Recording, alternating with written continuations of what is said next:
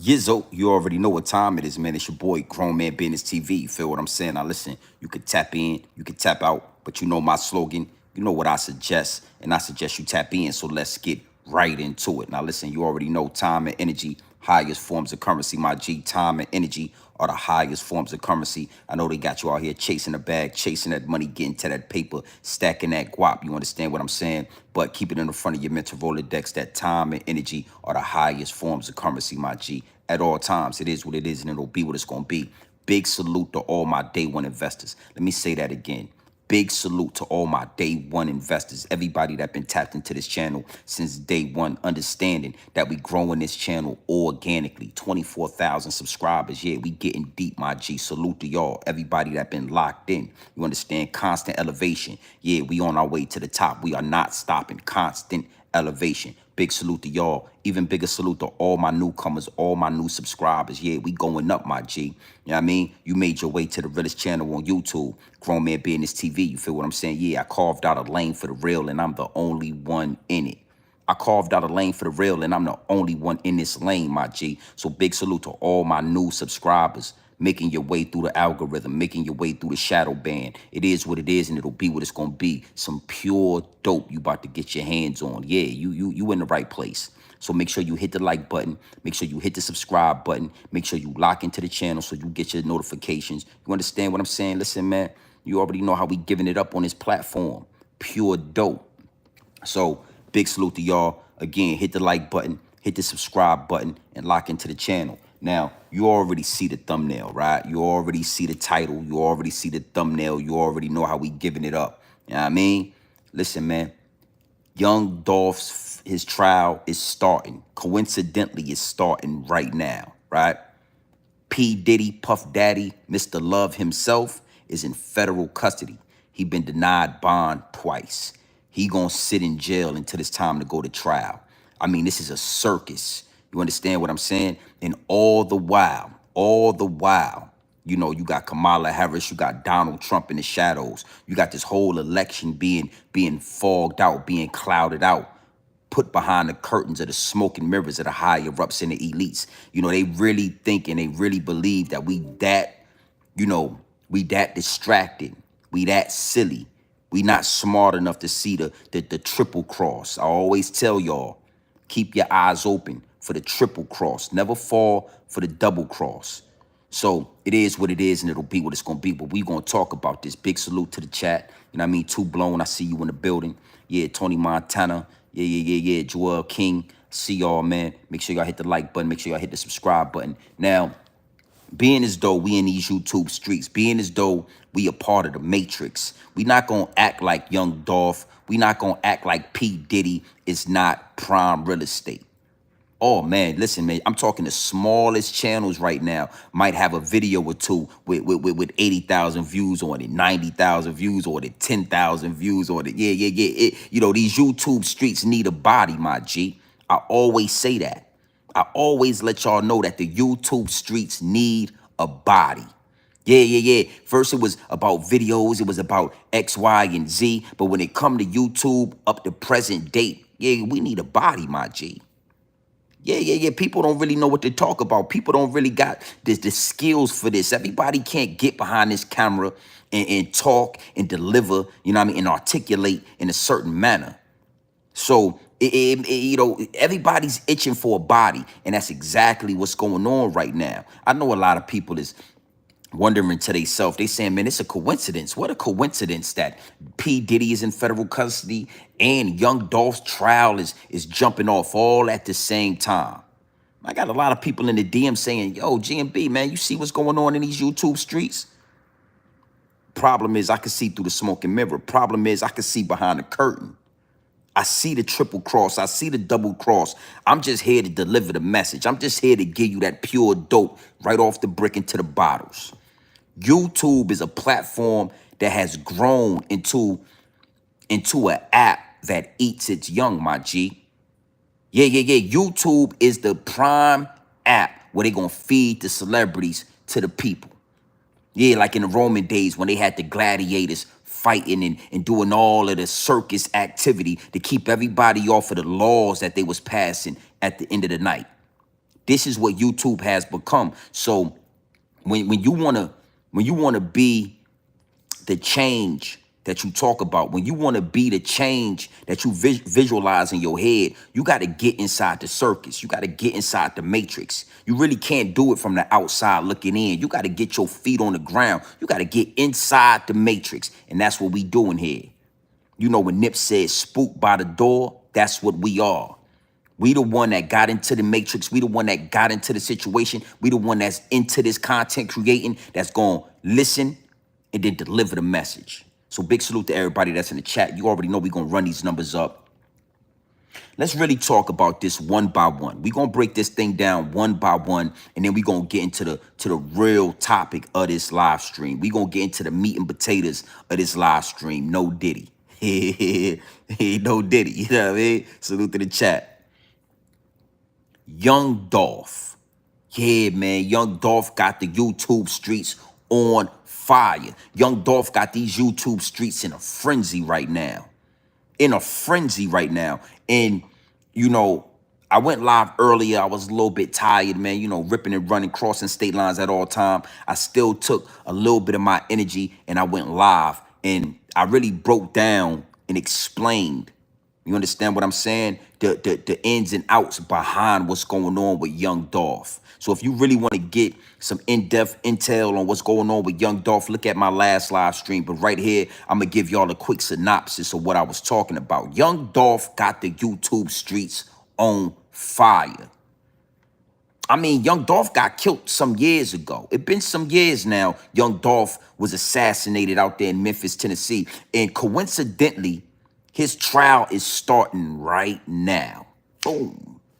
I mean, yeah, we got the people looking at Young Dolph. And I told y'all in the last live stream, which I'll break down right now, you know, Big Jook is the fall guy. Big Jook is the fall guy for this whole situation. He's going to be the fall guy for CMG, Black Youngster, you know, Yo Gotti. He's also the fall guy for the higher-ups and the elites. I'm talking about dudes like Ghazi, you know, Empire, Death Row Records, you know, yeah, them people at the top of the industry, Black Rock. You know, it get deep, it get wicked, and it's always deeper than rap. Big Jook was assassinated because he is the connection to the higher-ups and the elites. I explained to y'all earlier that you got to put two and two together. You got to be able to see through the smoke and mirrors and understand that Big Jook is only Yo Gotti's brother. That's all he is to the industry. He is not an asset to the higher-ups and the elites. He's a pawn, my G. You understand? Like, Big Jook don't have the authority to put $100,000 hit on Young Dolph. Now, they're going to give it to the public. They're going to say that Big Jook did this and Big Jook did that. But I'm here to give you some game. Ask yourself this question. Who gave Big Jook the okay to hit Young Dolph?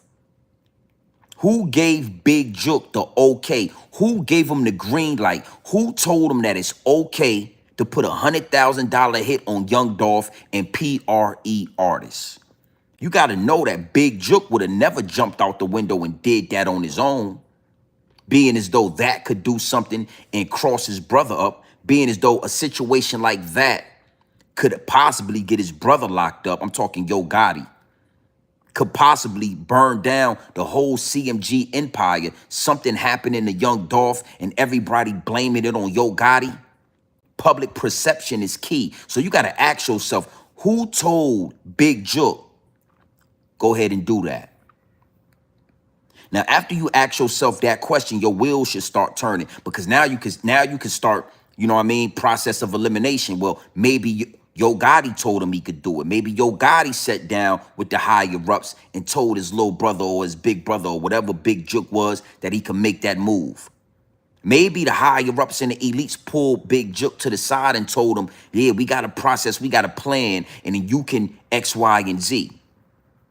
But one thing for sure, two things for certain, you got to know that somebody gave Big Jook the okay. Now, after Big Jook pulled that stunt, after Young Dolph was assassinated, now you got the actual shooters being interrogated by the federal government. You got the actual shooters, straight dropping the other young man locked up in federal custody like P. Diddy. And now you got one of them testifying. Now, understand this. When that young man decided to testify, that probably happened about 6 months to a year ago when he decided to testify, when he signed that paperwork, when he started talking, which lets us know here at Grown Man Business TV that Big Jook, if he was alive, he would be in federal custody right now. Oof. Yeah, follow me on this. If Big Jook was alive right now, he would be in federal custody. And if Big Jook was in federal custody, you got to understand something. Yeah, they would be urinating in his iced tea. If you don't know what urinate means, Google it. They would be defecating in his tacos. They would be defecating in his, yeah, he would be eating feces and drinking feces because so many people love Young Dolph. And you got to ask yourself, because Big Jook got assassinated, if Big Jook was in federal custody, how long would it take for Big Jook to cooperate? How long would it take before Big Jook said, I'm ready to talk. I'm ready to give y'all the information that y'all looking for? Again, I'm just giving y'all a synopsis. Yeah. Sexy Kelly, I said defecate and urinate.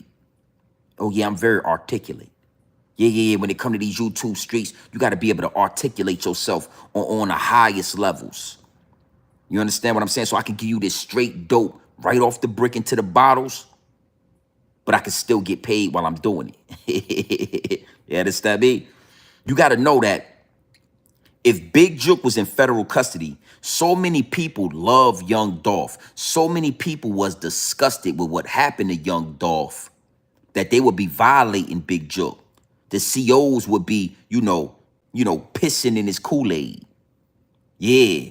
They would be putting a number 2 in his meatloaf, putting a number 2 in his Taco Tuesdays. How long you think Big Jook would have held out, right?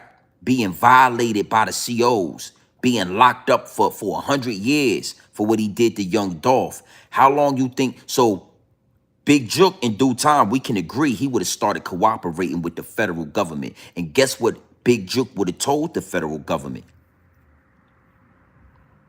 Yeah. The higher-ups and the elites gave me the green light. Ghazi, allegedly. Empire Death Row Records, allegedly. We had a whole plan. We had a whole scheme for everybody to get paid, for everybody to eat at the expense of Young Dolph. That's why Big Jook was assassinated. That's why he was sacrificed for the public eye. We all saw the video, at least I did. I saw Big Jook laid out on the ground out there in Memphis, Tennessee with his head blown off. I saw it with my own eyes. The only connection to the higher-ups and the elites, the only connection to the real players on why Young Dolph was assassinated was Big Jook.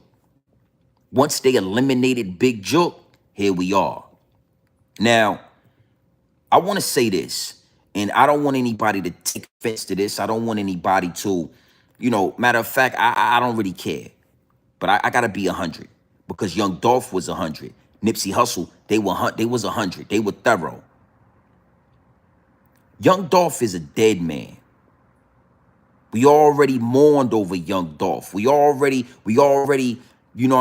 felt what we was going to feel for Young Dolph. But one thing for sure, two things for certain, Young Dolph is a dead man. He's gone. So I don't really care for this trial. I don't really care for this circus. I'm not really going to spend a lot of time and a lot of content talking about what's going on with Young Dolph. I mean, it's plain to see. It's easy money. It's easy work. It's not something that I'm going to dwell on like a lot of these other content creators because I'm not going to pick the meat off the bones. I'm not gonna scavenge off the situation with Young Dolph. He a dead man. So for everybody now to be in the uproar in these YouTube streets, for everybody right now to be spending so much time talking about Young Dolph after we already know that the higher ups and the elites capitalized off his death with the life insurance policy. The higher ups and the elites wanted to get their hands on his publishing, on his marketing, on his likeness, on his catalog. We already know. And we saw Young Dolph get blown away in 4K. How many more times can you watch that video of them two suckers running down on Young Dolph? They shot him 20 times. He only had 4 bullets exit. That means he got shot 20 times and 16 bullets stayed in his body. You understand what I'm saying? Nasty work, my G. I mean, crucified that man. I mean, they nailed him to the concrete, homie. So over here, you're going to get the real. I don't really care for what's going on with Young Dolph. I'm not going to be tuned every day for the Young Dolph trial. We already know what happened. If you want to get deeper than rapping, you want to scratch the surface, you tune in to Grown Man Business TV, you do your due diligence. The information is right there. We ain't gotta keep going over it because it's a distraction. I told you, they weaponize everything that we care for, everything that we care about, everything that we love, they weaponize it against us.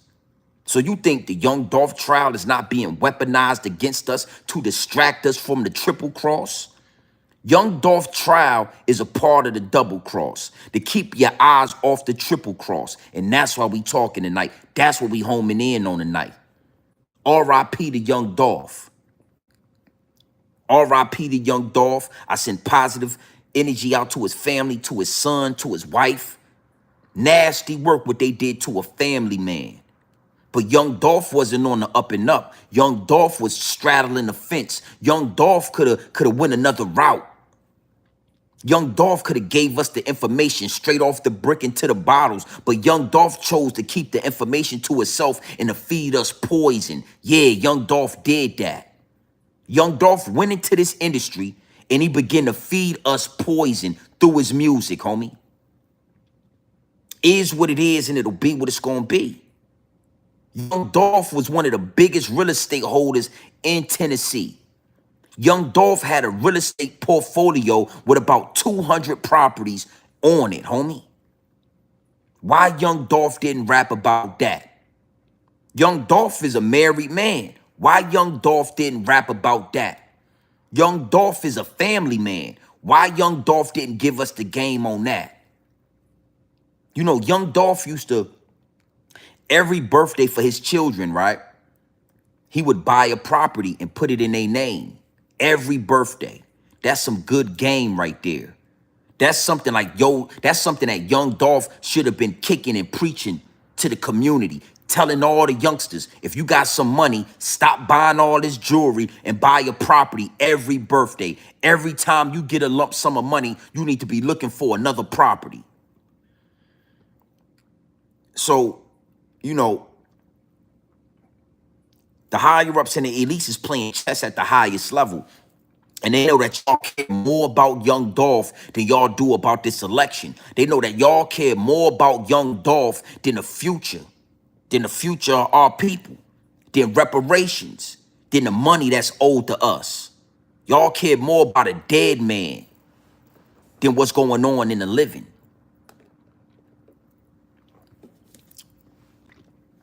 So we got to keep it 100 on this.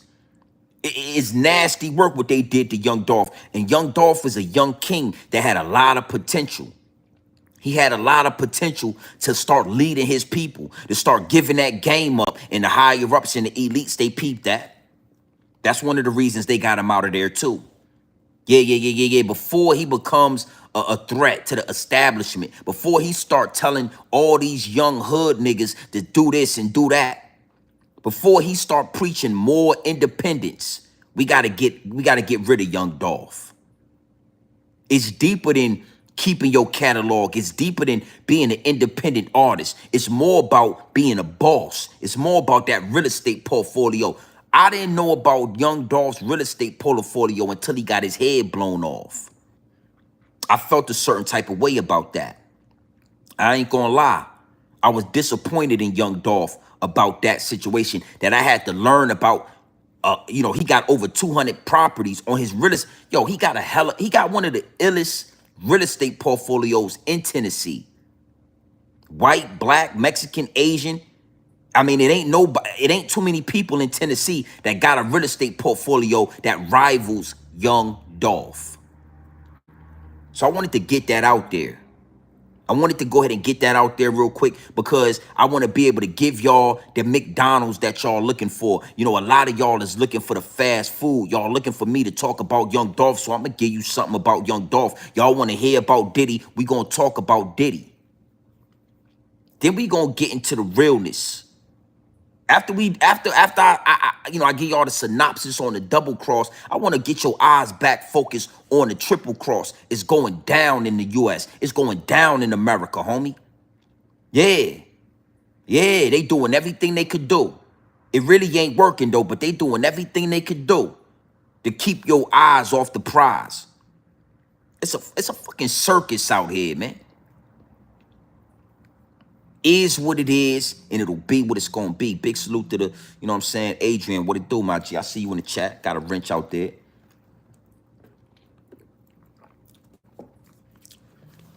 Young Dolph is a distraction, man. Young Dolph is a distraction, homie. He a dead man. It's over. Either y'all get them young boys life, y'all indict CNG, y'all go ahead and get Yo Gotti, put him in handcuffs, keep the circus going. Oh, it is what it is, and it'll be what it's gonna be. But Dolph a dead man, Nipsey a dead man. We ain't gonna spend every day content on top of content on top of content talking about a dead man. Yeah. That's why y'all come here. This ain't court TV, homie. We not breaking the case down. We gonna give you that pure dope. We gonna give you the information, and that's it. Big Juke got the green light from the higher-ups and the elites to get rid of Young Dolph. Big Juke was in a position where he was going to cooperate with the law. They looked 5 years in advance. Big Juke is going to turn to a rat. Get him out of here. Big Juke got assassinated. Game over. Salute to the chat. Now let's talk about Diddy. Let's talk about Sean Puffy Combs. Now, first and foremost, I want to say this, man. I ain't into the freakiness. I ain't that freaky. You know what I mean?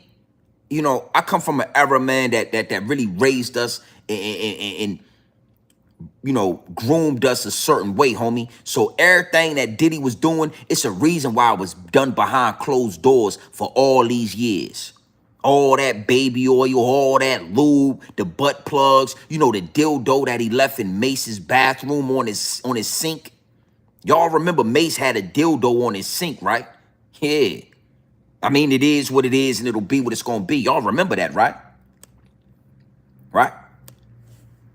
So I ain't really into all of that.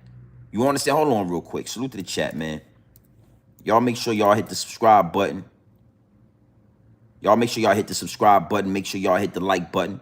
You know what I mean? And we tapped in. Y'all are at the Realest channel on YouTube. Y'all remember when, hold on. Hey, let's talk about this. I went to go meet him down there one day so we could bust a move. This is when he just signed with Bad Boy. He didn't even have an album out yet. He was just getting signed. And I went to use a bathroom, and it was a dildo on the bathroom sink. And when I came out, I asked him what's about. He like, that's homeboy's joint. I don't know what it's about. He always have girls over here, but I don't know. I said, well, this one your sink. This your bathroom. You're using this bathroom. I don't know where his bathroom at. You know what I'm saying? So, and that's word to my son, because stop breathing. I swear to God. What, guy? Now let's talk, so like I said, Diddy been doing this freaky stuff for a long time.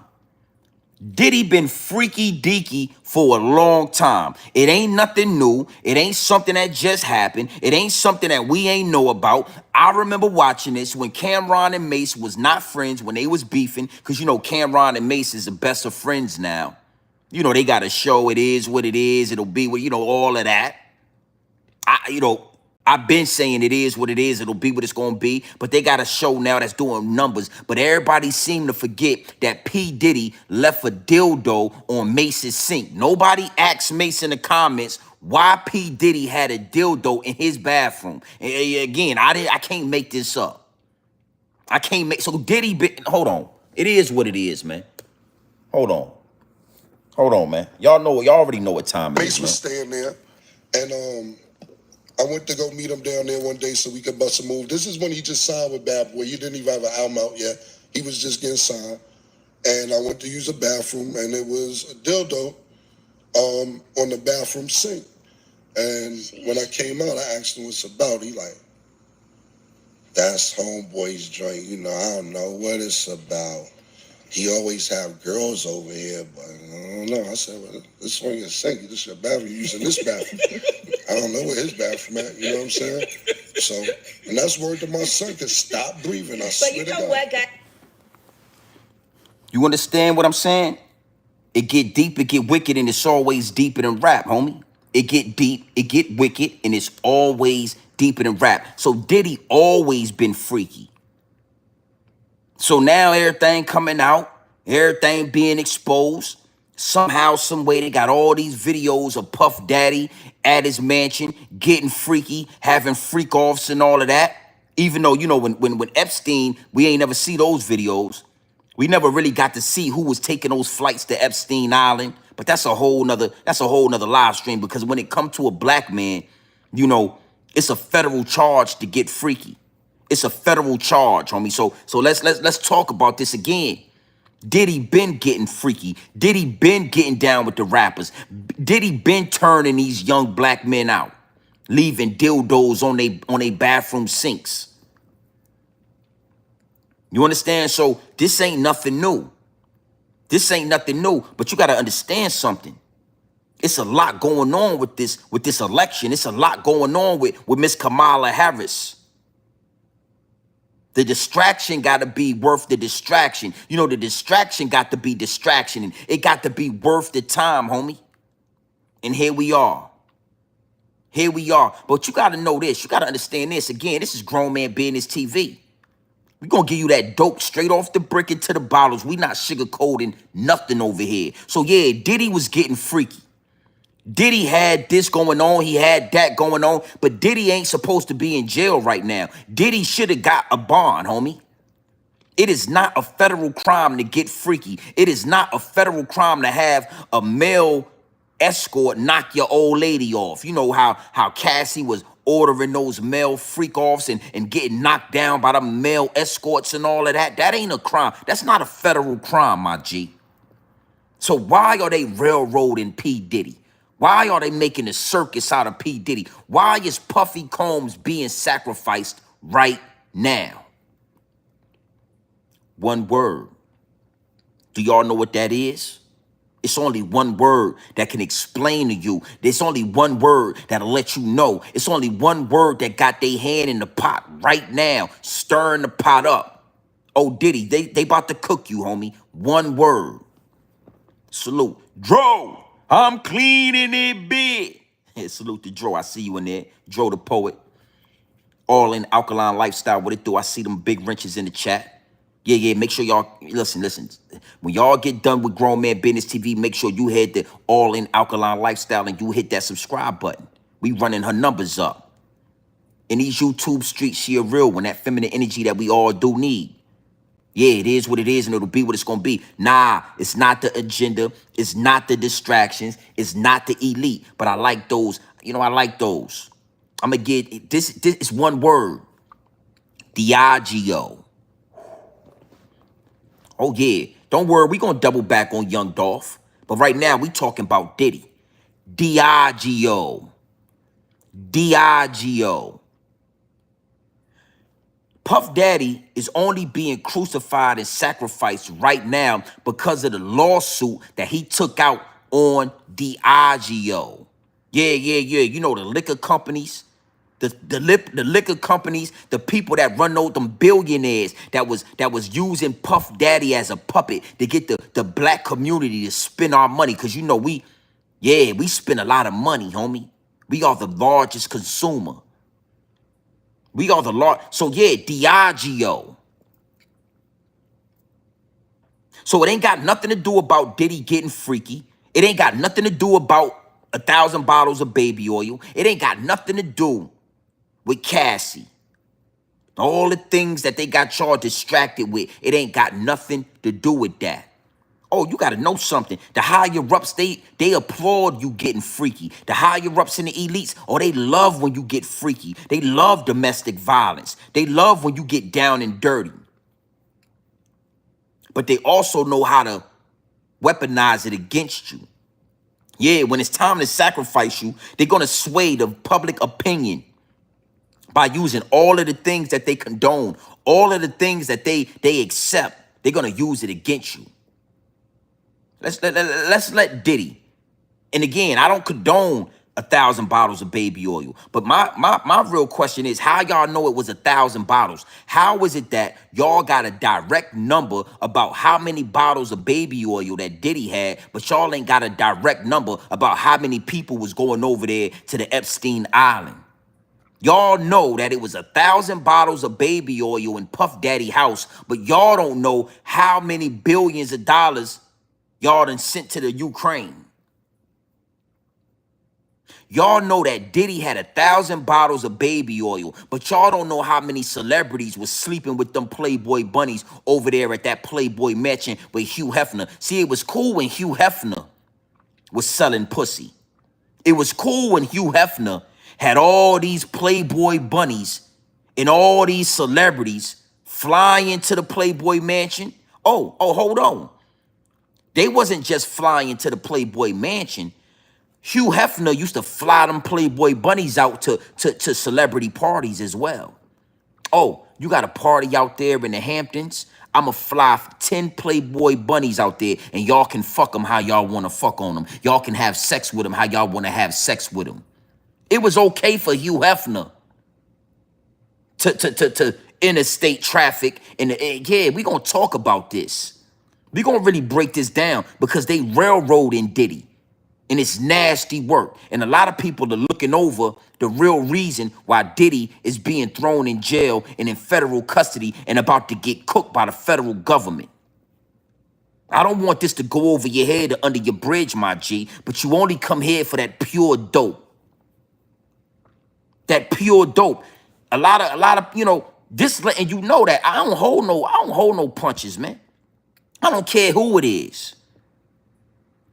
I ain't with the freaky parties. If I was Mace, I would have put hands and feet on Diddy for leaving a dildo in my bathroom. But it is not a federal law, my G, against getting freaky. Again, when Hugh Hefner was getting freaky with those Playboy bunnies. Oh, and I don't want to leave this out. Hugh Hefner had underage Playboy bunnies in that Playboy mansion. 16, 17, 18-year-old little girls. Whew, y'all forgot about the Playboy mansion, huh? Is what it is, and it'll be what it's gonna be. But we not gonna play no games about that. Don't let it go over your head and under your bridge on what the higher ups and the elites are doing. So salute to the chat, man. Let's really look at this. Let's get into this Diageo situation, right?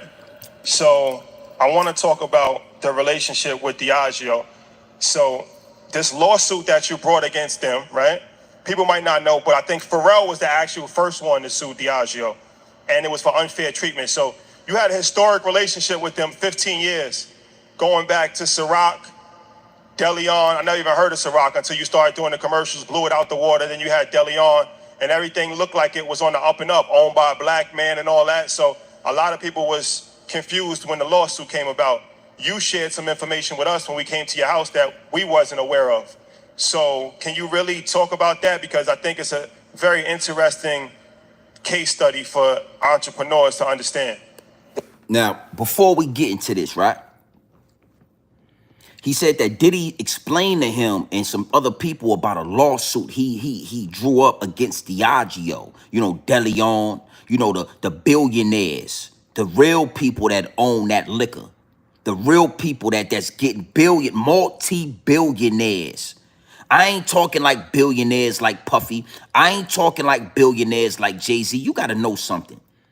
Jay-Z and Puff Daddy only rich to us.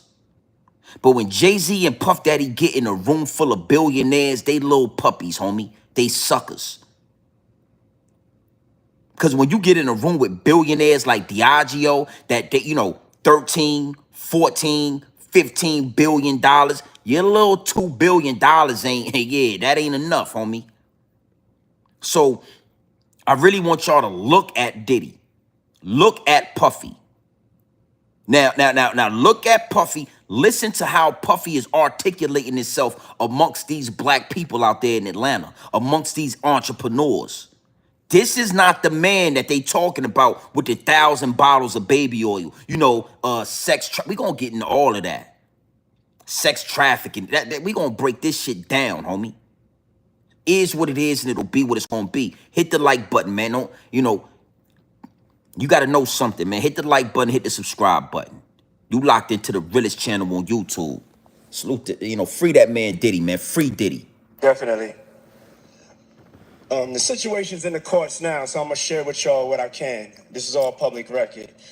But basically, I was called to have a meeting with Diageo, and they knew that I was kind of killing things in the culture. And they were trying to fix their diversity problem. And through that, a meeting was set up, and I told them, I want to be an owner. Diddy, they call Diddy like they always do. They always reach out to our culture. They always paying attention to our culture. They always got they always meddling in our business. So they called it Diddy because they saw Diddy is killing the culture.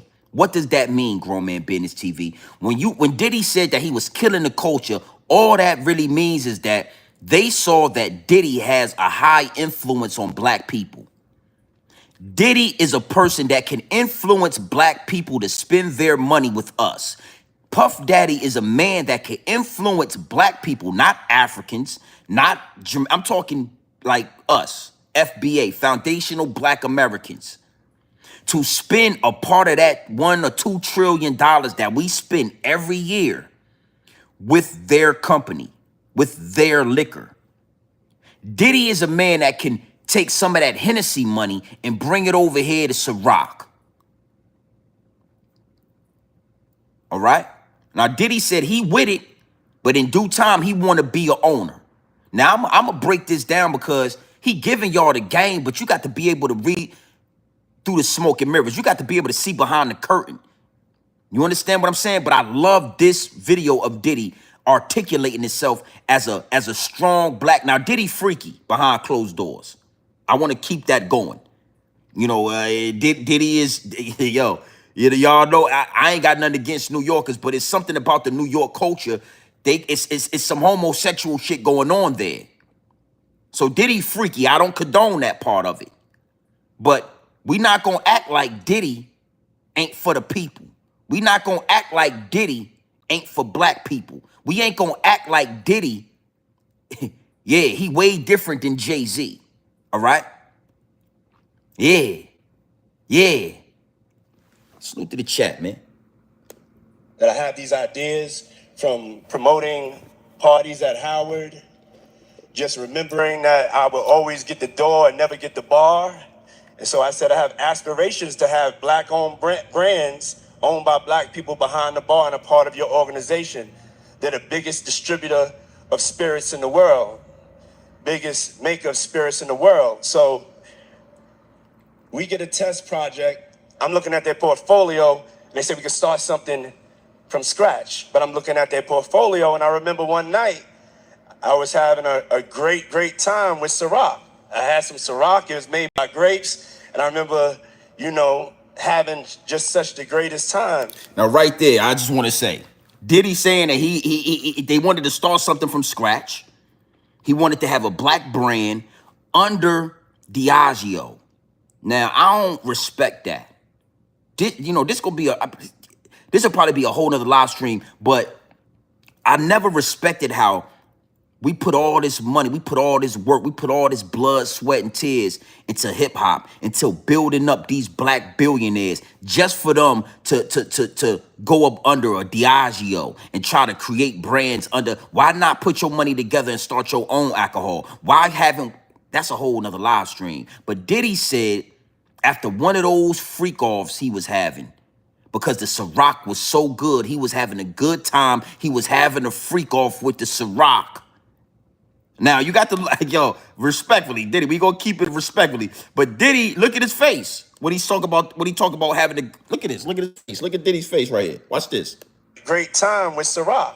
I had a great time in portfolio, and I remember one night I was having a great time with Ciroc. Look. I had some Ciroc. It was made by grapes, and I remember, having just such the greatest time. Diddy was having a freak off with that Ciroc. Diddy had filled up them Ciroc bottles with that Diddy juice. Yeah, the Diddy juice. Yeah, Diddy. Diddy was, we already saw all the videos. We already heard Mark Curry tell everybody that Diddy was filling up those bottles with the Diddy juice and he was giving it to the people. And Diddy was doing what he was doing. He was freaking. But I don't care how much he was freaking. It ain't a fucking federal law. It ain't a federal crime to freak off. But Diddy, look his eyes. Look at Diddy's eyes right there when he get to talk about that party. Look at it. Look how close he got the mic to his mouth right there. Look how close he got the mic to his goddamn mouth. Why is the mic on his mouth right there, Diddy? Look at his eyes right here. Diddy can't even look you in the eyes when he talk about them freak offs. Diddy said, man, we was just having a good, yeah. And there's no reason for the mic to be on his mouth that close. I was tempted to take a screenshot and put a Frank on his mouth, but I don't want to do that to Diddy right now because they railroading Diddy. They doing him dirty. So I ain't even, but I'll put a Frank. I'll put a Frank on his. Why is Diddy? Come on, son. Move the microphone from your mouth, B. And look up when you talk about them freak offs, B. Look up, nigga. Look up. Nigga, what you doing? But seriously, right? They called Diddy in. He said, you know what? I'm having such a great freak off on this Ciroc right here. This Ciroc, we can do something with this. We don't need to start a brand from the ground up. We could do something with the Ciroc, all right? So let's follow on. Diddy, look at Diddy. That nigga's a freak now. I just want to rehash that. I ain't condoning that freaky shit, Diddy. And that is all these things. Look how he holding the mic right. Why his hand? Look his hands on the mic. Everything is freaky when it come to Diddy, man. Everything is freaky. That nigga got the mic in his hand. He got the top of the mic on his shit is on his mouth. All right, let's stay right there. All right, salute to the chat. Stay right there. And so the light bulb went off in my head. I said, I don't want to wait and develop nothing. Let me show you what I could do with Ciroc. Let me show you how I could turn your revenue around. They were losing $40 million a year. And I went and turned it around and took it to 2.6 million cases from 40,000 cases. It's always like that with these people, Diageos, the dog fur having people. You know what I call them, motherfucker with that dog fur. Shit smell like a sheepdog. It smell like a golden retriever. It smell like a Labrador. Diageo got a head full of dog fur. And guess what? They was losing $40 million a year. Now they multi-billionaires. They multi-billionaires, homie. So you got to know something. $40 million, that's like you losing 40 grand a year. Imagine you losing 40,000. That's them. They losing $40 million a year because nobody is fucking with Ciroc. We ain't drinking Ciroc, nigga. We was drinking Hennessy and all that other shit. We wasn't really in like vodka like that. And they always come to our culture. They don't respect our culture. They don't respect us for what we are. They don't respect our culture, but they always come to our culture for help. So Diddy said, hold up, I done had such an amazing freak off on this Ciroc right here. Let me show you what I could do with the Ciroc. Let me show you how I could turn this shit around. Let me show you that I can get all of the hip hop audience, all of the black community, the urban community to buy this Ciroc. And they went from selling 400 cases to 2.5 million cases. Now, freaky or not, we saw Diddy holding the mic to his mouth. The boy freaky, right? But freaky or not, don't mean he's not a genius, homie. How you think he was talking all these rappers out they boxers, out they briefs? Yeah, these rappers was gangsters until they got with Diddy. And next thing you know, you got Justin Bieber topping you off at a Diddy party. I saw the video. You got to be a goddamn genius. Diddy is a genius. And if you like it or not, Diageo knew that. All right? So I'm going to joke about it. we gonna have fun with this, but we not gonna disrespect Diddy, homie. We gonna show some respect to black excellence. Nigga, these niggas is crazy. Okay, and so this is something that's never been done. Clap it up for that. And so 15 years later, even though I had that success, I was always fighting for Ciroc not to be pigeonholed, not to be pigeonholed as a black brand, not to be pigeonholed as an urban brand. I already went through that. I went through that with Sean John. They put me in the urban section. I had to go and disrupt the fashion industry, pull up on Fashion Week, and show them what that black excellence swag is about. And that's what we did with Sean John. And so with Ciroc, it was the same thing, get into the spirits industry. No matter what industry I went into, I always came up against this ceiling that they just wanted to keep me in the colored section. I would say for businesses, you have white-only business, just like you have white-only bathrooms back in the days, and you have black-only business. And so my fight is to always make sure that we could just do business. I want to be treated equally like anybody else. And so that's what the fight is about. Freaky or not. See, this what y'all gotta understand, right? Y'all worried about Puffy being a freak. Y'all worried about what Puffy doing in his bedroom. Y'all worried about the freak-offs and 1,000 bottles of baby oil. But Diageo and them dog fur having people, they won't never worried about that. They was worried about this. They was worried about a young black billionaire talking about being treated equal. They was worried about a young black billionaire talking about ownership in a business that no black people have ownership in. See, y'all worried about the wrong thing. And that's why I say, never fall for the double cross. Always pay attention to the triple cross. You worried about freak-offs. You worried about Cassie. Listen, man, Cassie got $30 million for that ass whooping. I don't, you worried, we worried about the wrong things. So I don't want to go too much more into the video. I might play a little bit more, but I want to say, like, this is the image that they scared of. They don't fear Jay-Z. It's crazy to think that Jay-Z is from Brooklyn, how soft he done become, how much of a sucker he done turned out to be. It's nasty work, homie. Then you got a dude from Harlem. Everybody talk about Harlem, X, Y, and Z, but it seemed like Harlem dudes got the most heart. Yeah, it seemed like Brooklyn dudes only want to take from black people. Yeah, Manhattan keep on making it, Brooklyn keep on taking it. I got people in New York. I know the lingo. Homie. Manhattan keep on making it and Brooklyn keep on taking it. But who is Brooklyn taking it from? Black people. All you got to do is gentrify Brooklyn. Put some white people out there in East New York. Put some white people out there in Brownsville and all of that. And guess what? Those same dudes is yes, sir, and no, sir.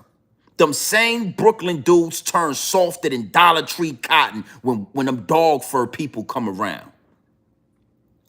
I'm just saying it. I'm a dude from Virginia I got to keep it 100. So you got a Harlem dude, right? Mind you, he will leave a dildo on your bathroom sink like he did the Mason Betha.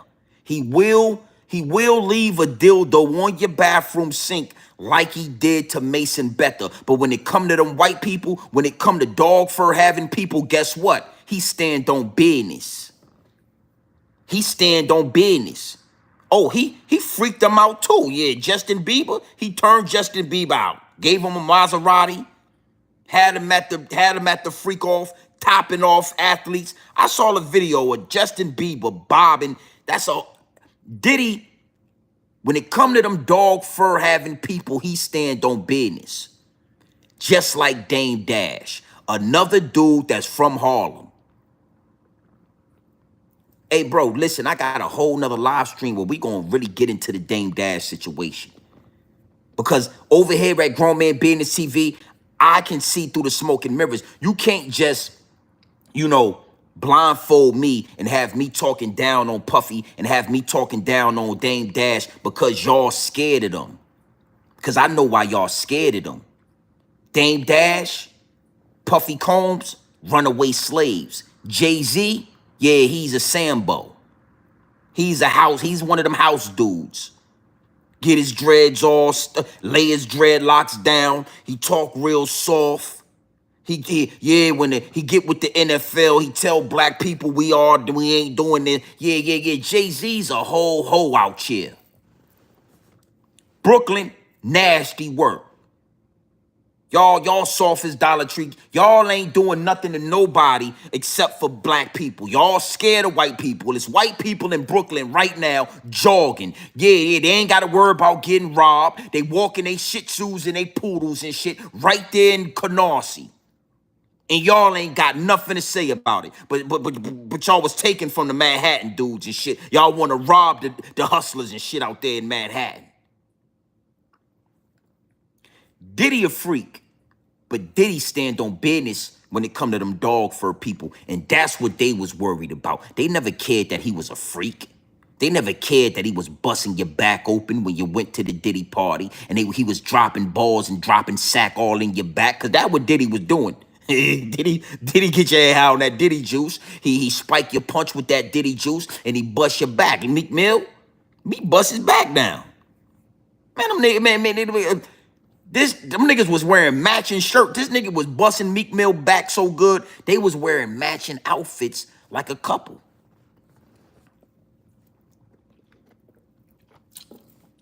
They don't care about that, homie. That's the last thing they worried about is if P. Diddy is a freak, because half of those dog fur having people, they into child porn, they into all of that. They into the freaky, they into all of that. So this is what they were scared of right here. And I just wanted to point that out to y'all. And it's not me just fighting for me. I'm fighting for us. Because whatever bar I set, y'all have to come behind me on that bar, and I want to make sure that it's right. So that's what the fight is about, simply put. And the last things, to make it clear, was with Deleon. I still own Deleon, okay? So with Deleon, I sent my people. Before you tell the story about that, just talk about the process of getting Deleon, right? Because it was you proved yourself with Ciroc, and so now there's an opportunity to create something else. You know what nobody talks about when it comes to building a content creator business? Nasty work. Nasty work, homie. The fight is for us. See, Jay-Z is not fighting for us. Jay-Z ain't fighting for us. Jay-Z don't care what go. Jay-Z ain't setting up nothing for the people. And we're going to talk more about that. All right? Now, let me pause that. Now, again, Diddy's a freak. We all talking about that. We already know that. But we not going to focus on that. That's his prerogative. Yeah. Let me tell you something before I go to this next topic. If it's okay for two grown-ass Tampa Bay Buccaneers. I'm talking about two grown men that's built like a Tampa Bay Buccaneer linebacker. If it's legal for them to go into a church, kiss in the mouth, and get married, then it is absolutely legal for Diddy to let another man knock his wife off. I mean, his old lady, you know, Cassie was his girlfriend. Diddy didn't want to get involved. He wanted a male prostitute to bust her back out, and that's totally legal. If two grown men, two grown Tampa Bay Buccaneers, and I call them Buccaneers because your ass laid down to get buccaneered, then you a Tampa Bay Buccaneer in my eyes. If you lay down and let another man buccaneer. Yeah, it's legal for you to let another man buccaneer, but it's a federal crime for P. Diddy to have a Diddy party. What are we talking about? I ain't gonna lie, son. I ain't gonna lie. Harlem niggas need to be rioting right now for Diddy. It need to be a total shutdown in Harlem. We not gonna spend no money. Y'all need to have a whole. You know when it was free Meeky. Free Meek Mills. Y'all need to be freeing goddamn P. Diddy. If it's legal for a goddamn big ass Tampa Bay linebacker to lay down and get buccaneered, these niggas is built like Tampa Bay Buccaneers. You letting another man buccaneer your back, but that's legal. But that's legal though. We ain't got nothing to say about that. You got Adam 22, right? You got Adam 22 paying a black porn star to bust up his old lady back, and that's legal too. We don't care about that. You know, he recorded this shit, made hundreds of millions of dollars out of it. But we gonna talk down on Diddy. We gonna talk down on Diddy, and we got Adam 22 letting the grown man, he paid him too. So that ain't prostitution. That ain't interstate trafficking.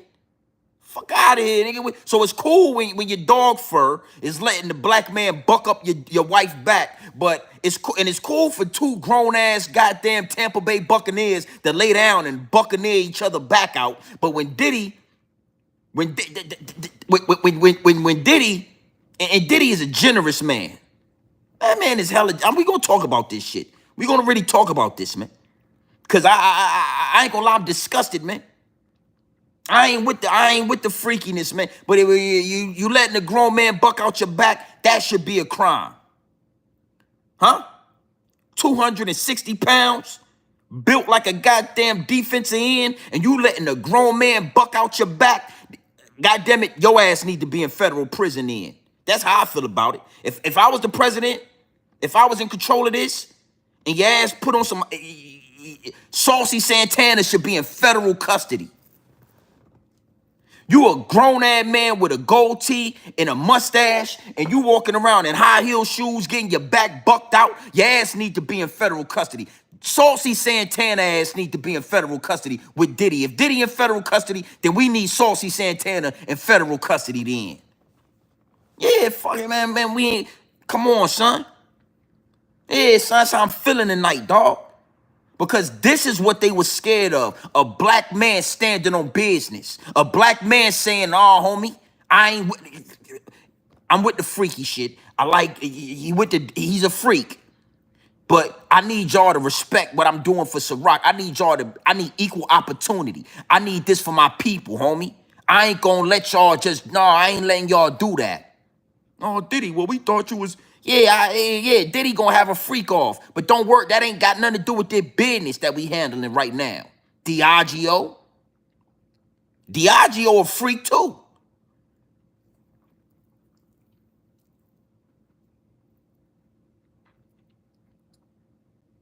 Yeah. I'm about to run a campaign, man. If you built like a goddamn Tampa Bay Buccaneer and you letting another man, a grown man, buck out your Buccaneer, your ass need to be in federal custody. If you a grown ass, big ass Saucy Santana with a gold tee, a mustache, a damn temper taper fade, waves and shit, you getting your ass bucked out, then your ass need to be in federal custody then. We ain't just gonna let them do that to Diddy, and we got Saucy Santana and Lil Nas X walking around. Come on, son, nah, son. Stand on business, homie. We gonna stand on this business over here on this channel. Is what it is, and it'll be what it's gonna be. Diddy was doing something that was unheard of. Diddy's a powerful man when it come to that business. You don't get $1 billion just because you having freak offs in the industry. You don't get $2 billion just because you got Meek Mills and you got goddamn Conway the Machine all in a jacuzzi and box of briefs with your nuts out. Yeah, I saw Conway the Machine in a jacuzzi with Diddy. I saw Conway the Machine in the jacuzzi with P. Diddy in some goddamn jail boxes. You know the white thin boxes that they give you when you locked up? The flap on the front ain't strong enough to keep, you know what I'm saying? You got the, them shits is flimsy. I saw Conway the Machine. So that don't get you $1 billion in the industry, homie.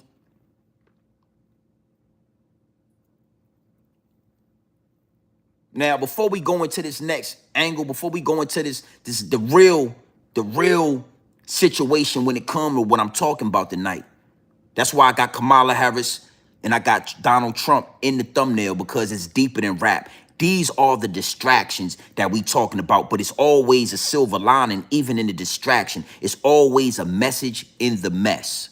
So when it come to Diddy, it's a message in this shit. When it come to what's going on with Young Dolph, it's a message. I'm giving y'all the message. Diddy is a black man standing on black business, and the higher ups and the elites do not like that. But let me end this whole P. Diddy situation. Yeah, Diddy's a freak. Diddy, again, my disclaimer is I don't condone the freaky stuff that Diddy is doing. I ain't with that. I ain't with that. It's just, there's something about the way he put his mouth on that mic like that that's letting me know that he got a whole freak. He got a whole freak in him, and I don't condone that. Diddy wanted the Tampa Bay Buccaneers that's Buccaneer. He's a Buccaneer. Yeah. Yeah. Diddy is a Tampa Bay Buccaneer that's going to Buccaneer. He got grown men at his party. He get them freaky off the freaky Diddy juice, and then he bucking they back out. The Buccaneer, and then he bucking they back out. That's what Diddy doing. But ain't no federal law against that. Everybody ass to be in jail. Saucy Santana be the first one I put the handcuffs on. I would put a federal warrant on Saucy Santana. Your ass going to jail, Saucy. Yeah, I'd put your ass in jail, dog. I have dreams of putting Saucy ass in jail. I visualize it. Let me pull something up real quick. Let me pull something up. Let's see. Salute to the chat. Because this right here is the main course when it comes to Diddy. And then we gonna get on to something else. And it's crazy. This is ill. Let's see. Boom. Perfect right here. This is a perfect picture right here. Now, sex trafficking. Sex trafficking. Now, you know, when it comes to a lot of women, when it comes to a lot of feminists, when it comes to these weak males, you understand, that don't stand on grown man business, that been breaking fold, that's Buccaneers, the Tampa Bay Buccaneer gang that's bucking your back out. These dudes and these people, they hear sex trafficking and they just let it go over their head and under their bridge. You know, Adam 22 had a black man buck his wife, buck up her back, bust her back down. We all saw parts of the video of Adam 22 paying a black porn star to buck out his wife back.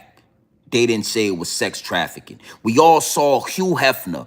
Hugh Hefner used to fly the Playboy bunnies all over the world, and celebrities used to come to the Playboy mansion and bust out their back. You understand? They knew when you go to the Playboy mansion, it's gonna be a lot of sex, it's gonna be a lot of freak offs, and they didn't call that sex trafficking. But with P. Diddy ordered a male prostitute to knock Cassie back out, that's sex trafficking. When R. Kelly, you know what I'm saying? When R. Kelly was flying around and he had these different girls and whatever he was doing, crossing state lines to get sex, they call that sex trafficking. They want you to believe that right now, if you in New York City and you talking on Instagram to a female in Texas and you decide to fly her to New York, y'all have sex, y'all have sexual intercourse, then you give her $300, $400, $500 for her pockets and let her know everything is good and we gonna do it again. And then you fly her back to Texas. That is sex trafficking, and that is a goddamn lie. And see, I got to be 100 with y'all, homie. It ain't no sex trafficking. Diddy is not a sex trafficker. Diddy is not a sex trafficker. And it's so crazy that they can use these words, these statements, these terms, and these different terms, and y'all just eat it up. Y'all don't ask no questions. Y'all don't do no research. Y'all don't say, damn it, what's going on? When did that become sex trafficking? Now, what I want to do is I want to show you sex trafficking. Are you ready for this? Okay, here we go. Bam. That is what sex trafficking looks like. This is called sex trafficking. Now let's break this down. You got a dark room. You got an 18-wheeler. You got a trailer. It look like whatever this is. Just say it's an 18-wheeler. Say it's a trailer with about 80 people in here. All from all over the place. They done been kidnapped. They done been stolen. They done been drugged up. And they all wake up in a goddamn trailer. And these people are being shipped off somewhere where they are going to be sold for sex.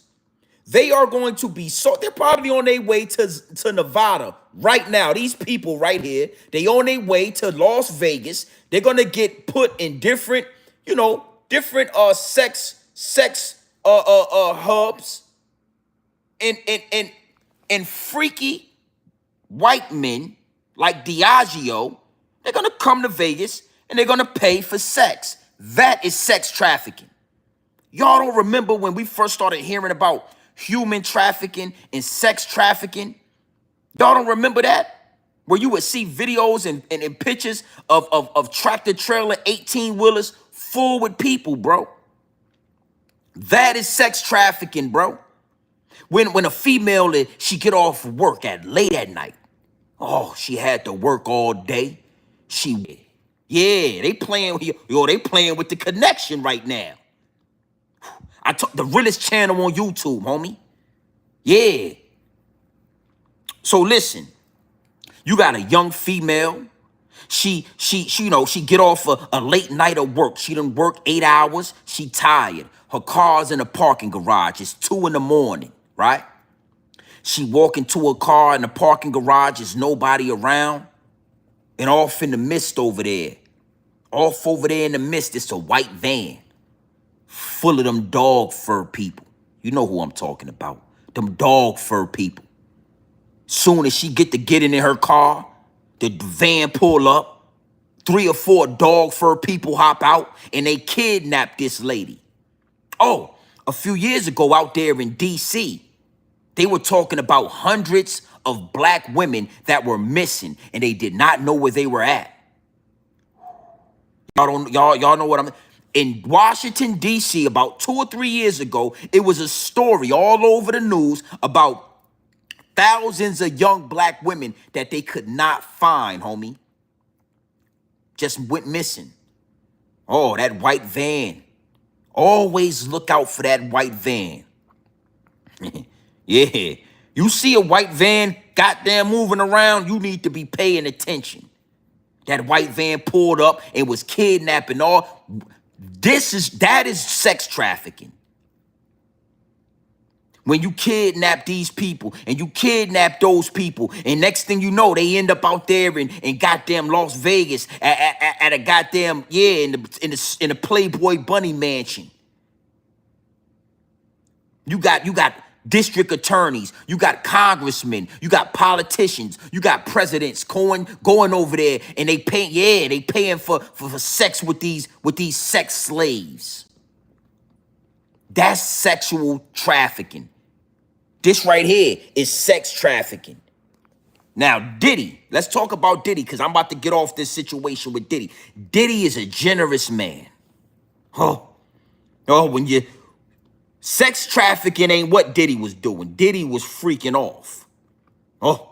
Diddy got the drugs for you. He got the alcohol for you. He got the Diddy juice for you. Guess what? They even said after a long weekend of freaking off with P. Diddy, he had on-site doctors to implement IVs. Because Diddy was worried about his freaks being dehydrated, and Diddy didn't want his freaks to get dehydrated, so y'all could get free IVs. 1,000 bottles of baby oil. Diddy wanted to make sure it was slippery for you. When it's time to freak off, Diddy wanted to accommodate you. He wanted to make you comfortable. He wanted to make it slippery in case it was not slippery enough. Diddy wanted to help you slip and slide and slide and slip. That's why Diddy had all that baby oil. Ask yourself this, 1,000 bottles of baby oil. You do the math on that, 1, 2, 3. That's probably about $10,000 already. $15,000 that Diddy done spent on baby oil. And now we got on-site doctors because we want you hydrated.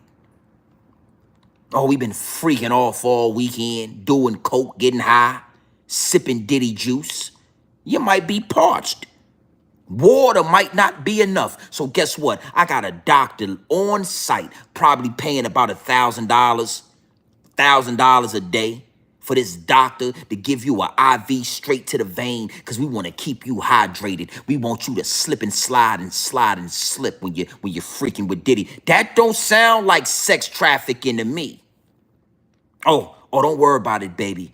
Go on that site right there. Yeah, you know that site right there, and order whatever male prostitute you want. Make sure he hung like a horse. You want him hung like a horse? Well, that's the site to go on. I'ma fly him out first class. I'ma send the black truck to go and pick him up at the airport so he could come here and bust out your back. That don't sound like sex trafficking to me. That sound like they having a goddamn freak off.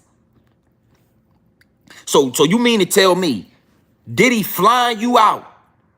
Diddy putting money in your pocket? He paying your bills? Diddy got IVs in case your ass is dehydrated? Diddy got thousands of bottles of baby oil for you to slip and slide and shit? You think these people right here is getting baby oil? You think these people right here is getting goddamn IVs? You think these people right here wouldn't give their right arm for a joint, for some alcohol, for some Diddy juice, for some good cocaine? You think they going to a mansion? Don't look like you flying first class. Yeah. Your ass in the back of an 18-wheeler. Ain't no AC back there. That's called sex trafficking. Your ass got kidnapped, knocked out. You woke up in a fucking slum. Your ass is in a hotel busting coochie. Or you ain't know what was going. That's called sex trafficking. When Puff Daddy, P. Diddy, when he give you the opportunity to fly first class, come to a goddamn $2, $3, $4, $5 million mansion, lay down with Cassie. Nigga, he got you busting out Cassie back. Cassie. Think about this shit, man. Cassie. He got you in a room somewhere.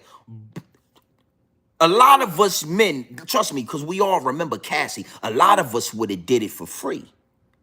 I could only imagine in 2005, I would have got a Facebook or a MySpace message from Puffy Combs, and Puffy Combs would have said, listen, G&B TV, I just want you to come here and bust down Cassie. Talking about Hold on. Hold on, baby. You said Cass? Hold on. Let me. He might have. It was a spell check. Hold on.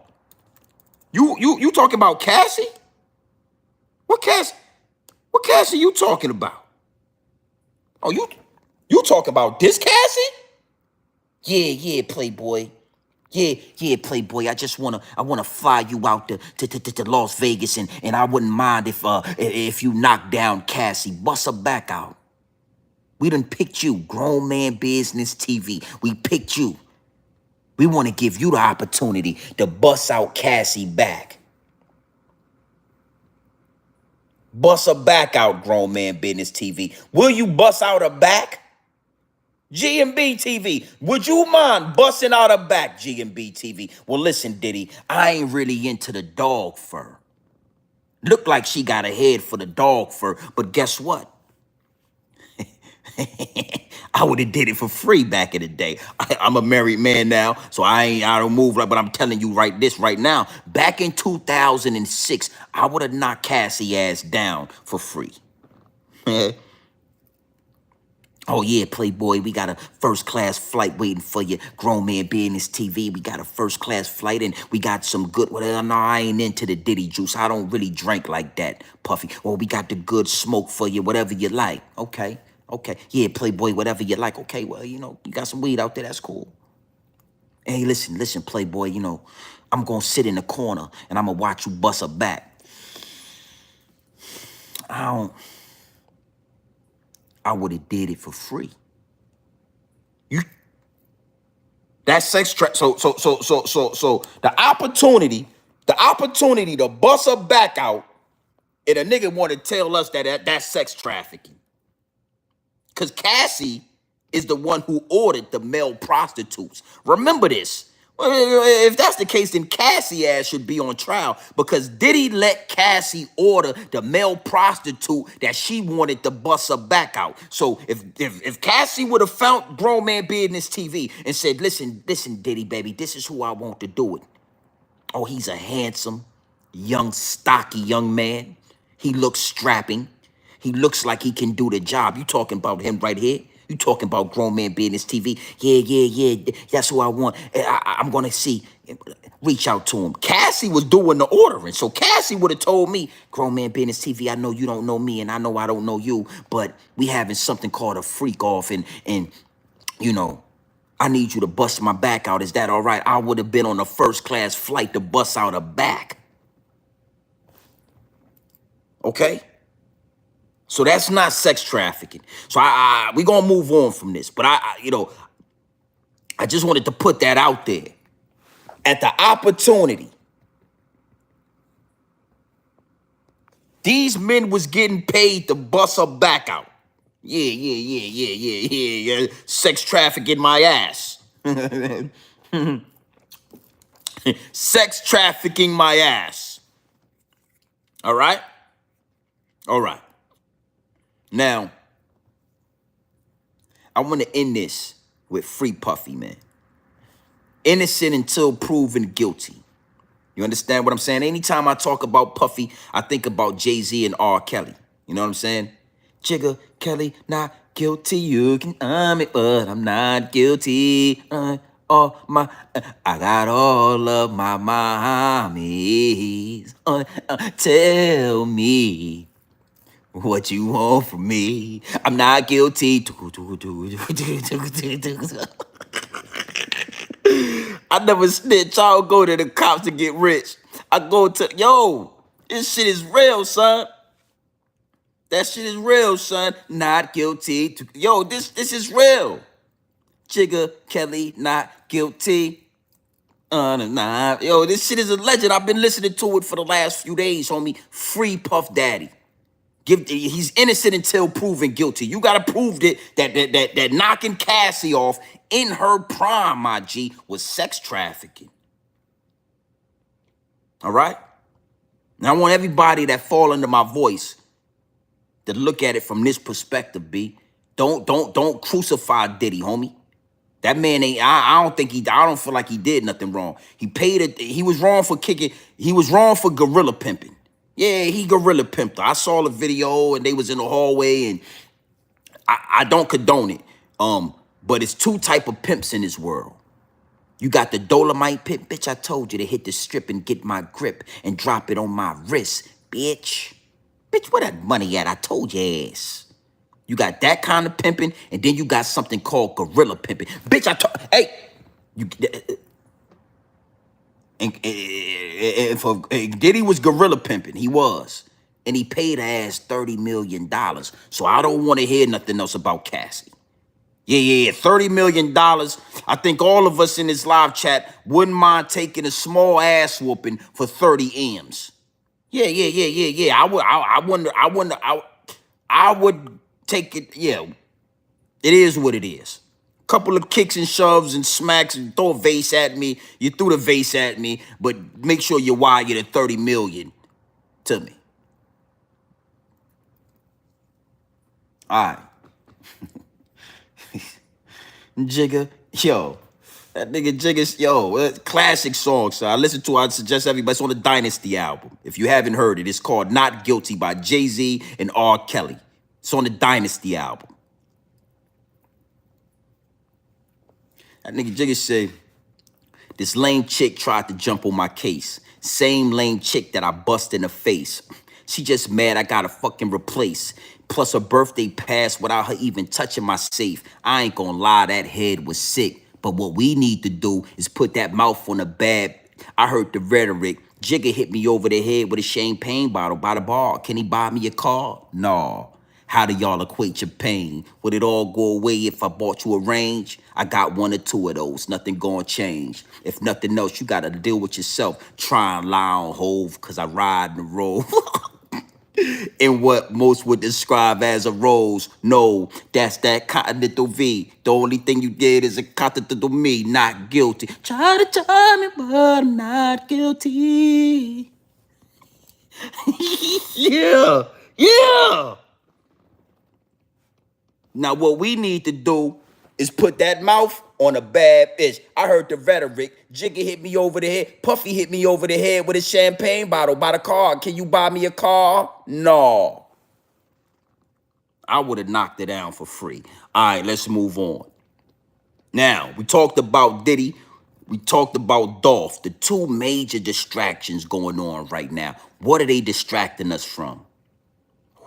Woo! This is where it gets deep. Yeah, I got time tonight. All right? This is where it gets powerful. This is where all the dots are connected. You got Big Joke. Yeah, he got assassinated because he was about to be put into federal custody. Yo Gotti, he knew his brother was about to get his head blown off. Yo Gotti went to that funeral and then he got out of there. Yo Gotti got it. He went to that funeral and he got out of there. And he didn't force his brother to leave because he understood the sacrifice, the blood sacrifice. We already talked about that. Diddy sued Diageo. Diddy sued some billionaires because he wanted equal opportunity. Diddy is talking about black ownership. Diddy's talking about black businesses. Diddy got the Invest Fest. Diddy got revolts. Diddy was doing a lot of shit that them people was not feeling. Diddy was not sex trafficking. Diddy was a generous man. 1,000 bottles of baby oil. In case it's a little too tight, we want to make sure you're slipping and sliding.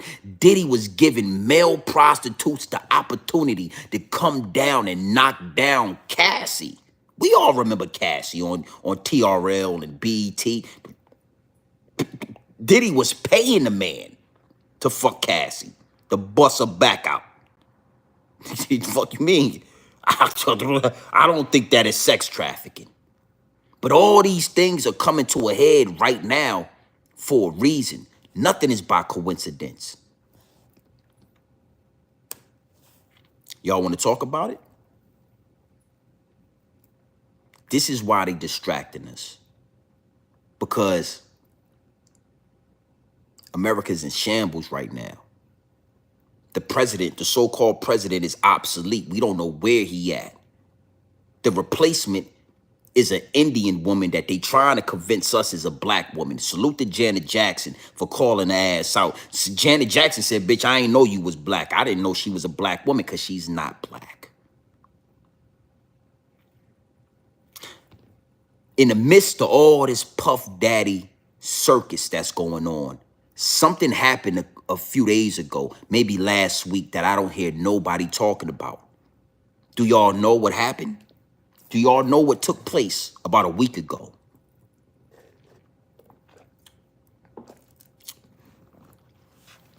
Yeah, we're going to talk about this. Kamala Dick Harrison, and I call her Kamala Dick Harrison. I'm not going to leave out the dick part because Kamala Dick Harrison sat down with Oprah Winfrey. Here we go. The distraction. Kamala Dick Harrison sat down with Oprah Winfrey. Now, after this so-called debate, right? Because you got to understand something. A debate is the runner-up for president and the actual president having a conversation, having a debate. It is not a debate if it's the vice president and the runner-up. So Donald Trump and Kamala Dick Harrison having a debate, that shit is like the first time in history that ever happened. The actual president was not on the stage. It was Kamala Dick Harrison. Now, they tried to paint the narrative that Kamala Dick Harrison won the debate, but in all actuality, the higher-ups and the elites know that she lost the debate by a long shot. They know that we as the people are not convinced just because she's an Indian woman that got a head full of dog fur, because there's dog fur in her hair. That ain't hair, baby. That's dog fur that Kamala Harris got through her Asian ancestry. Oh yeah, the Asian side of Kamala Dick Harris is the reason she got dog fur. Her husband got it. She married to a white man. Kamala Dick Harrison is sucking off a white man every night. So they know that we ain't really rocking with her. So what they did is right after that debate, they tried to have her sit down with Oprah Winfrey. Woo! Now, again, this went over a lot of people's head and it went under their bridge. You don't hear nobody talking about this. It ain't no content creator that y'all know that's in the algorithm with Grown Man Business TV talking about the sit down that Kamala Dick Harris had with Oprah. Now, it didn't go as expected. It didn't make headlines the way okay, Lisa, her daddy is mixed with what? Let's talk. Let's really get into this. Her daddy is mixed because her daddy is not black. Her daddy is what? Jamaican. Her mama got a head full of dog fur, and her daddy is Jamaican. Well, let me tell you this. Let me tell you this, homie. Huh? Her daddy is Jamaican and dog fur. Her daddy is Jamaican and goddamn Labrador, and her mama is Asian and goddamn sheepdog or golden retriever. That's how she got hair like this. Look, how you think her hair got like that, Kamala Dick Harris?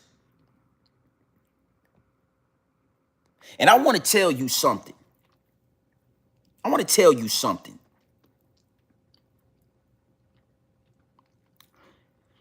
Okay, you want to be technical. Let's be technical then. Let's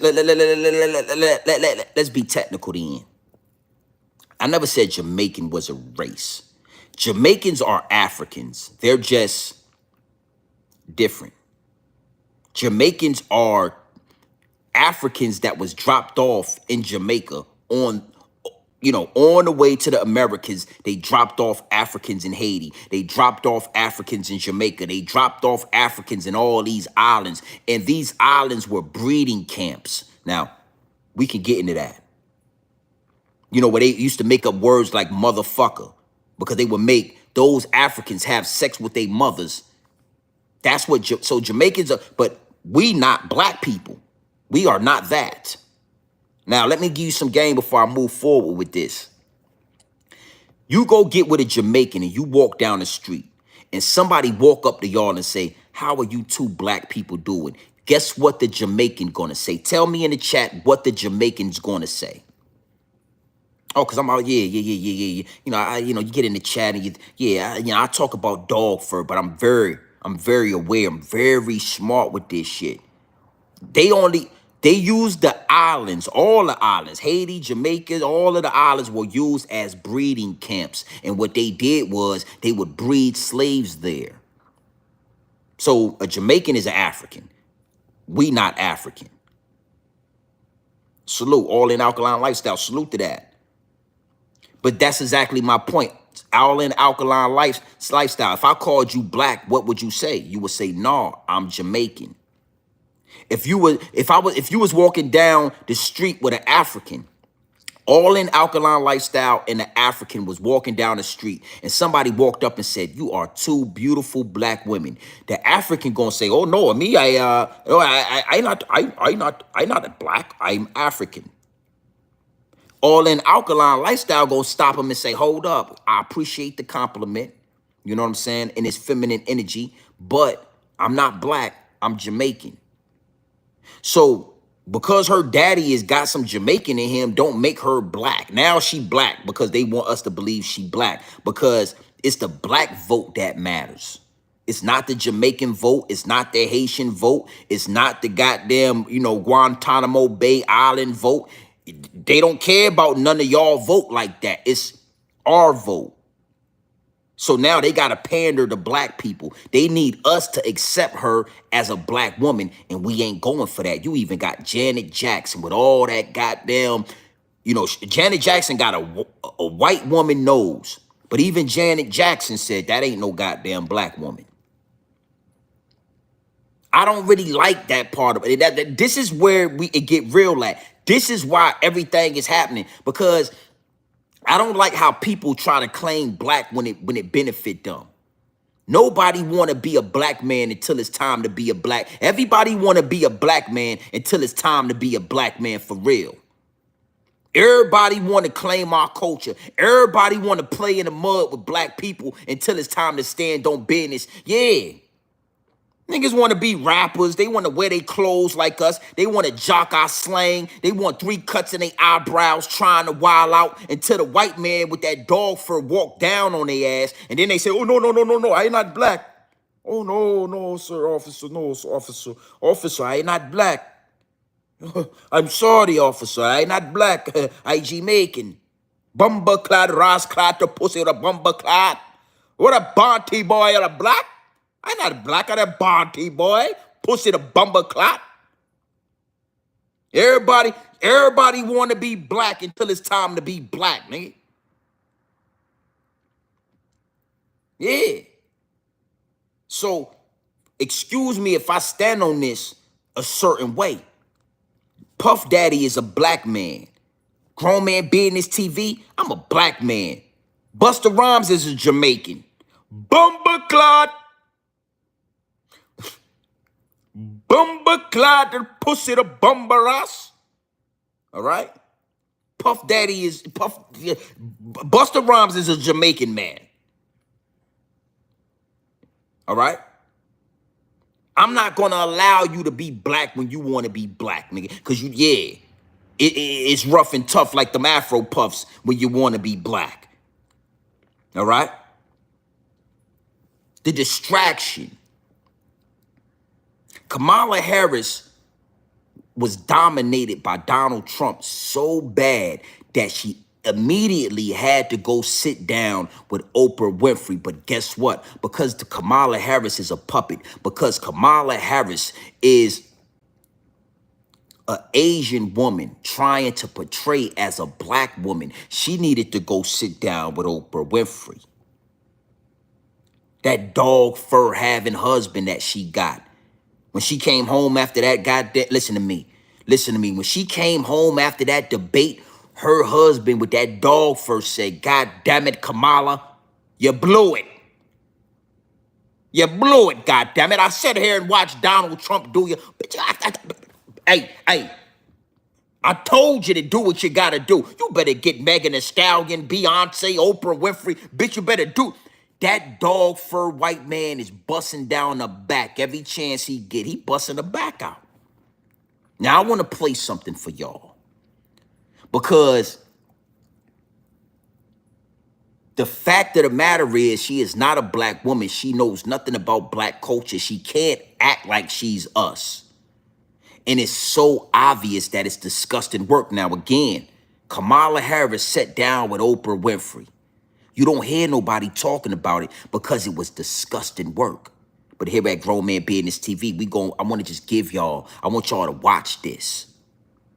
Oh, watch this. Here we go. Lower the cost of living.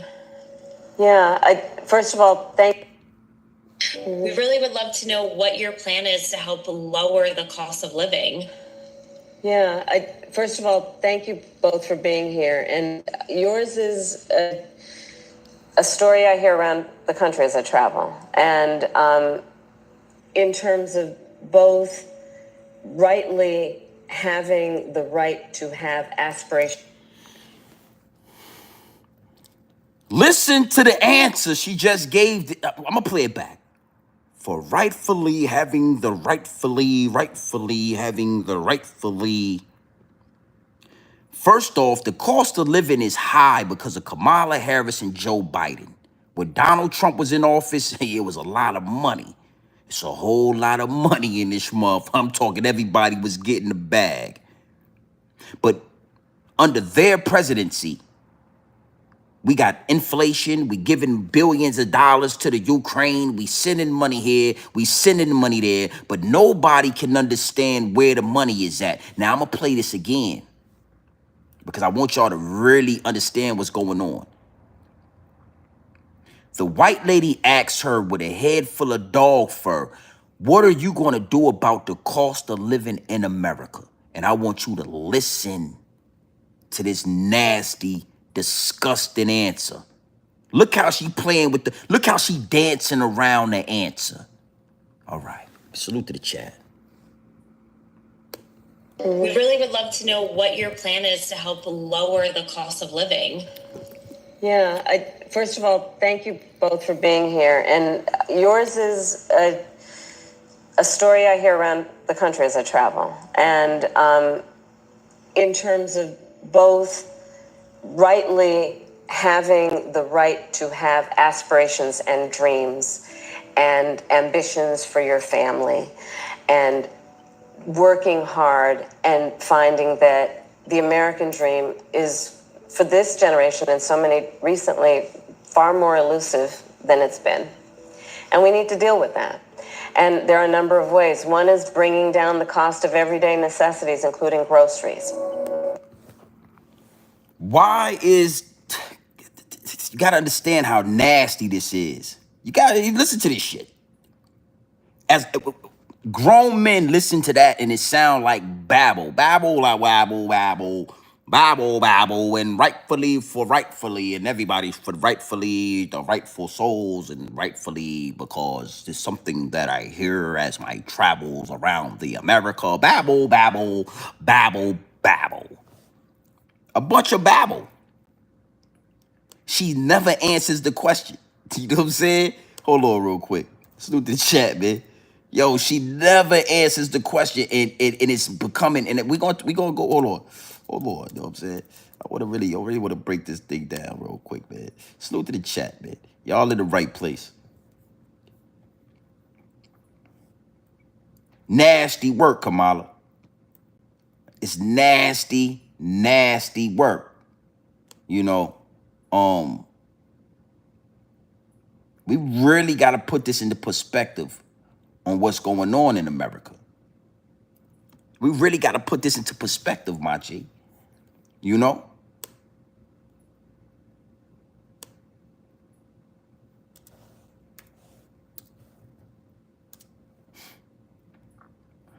Yeah, we're going to really talk about this. This is where the distractions come in at. This is what they didn't want us to focus on. But here at Grown Man Business TV, we gonna pinpoint this. When you are, hold on real quick. Now I'm gonna leave that right there. Hold on real quick. Salute to the chat. Let me see something. Let's look more at this. Salute to the chat.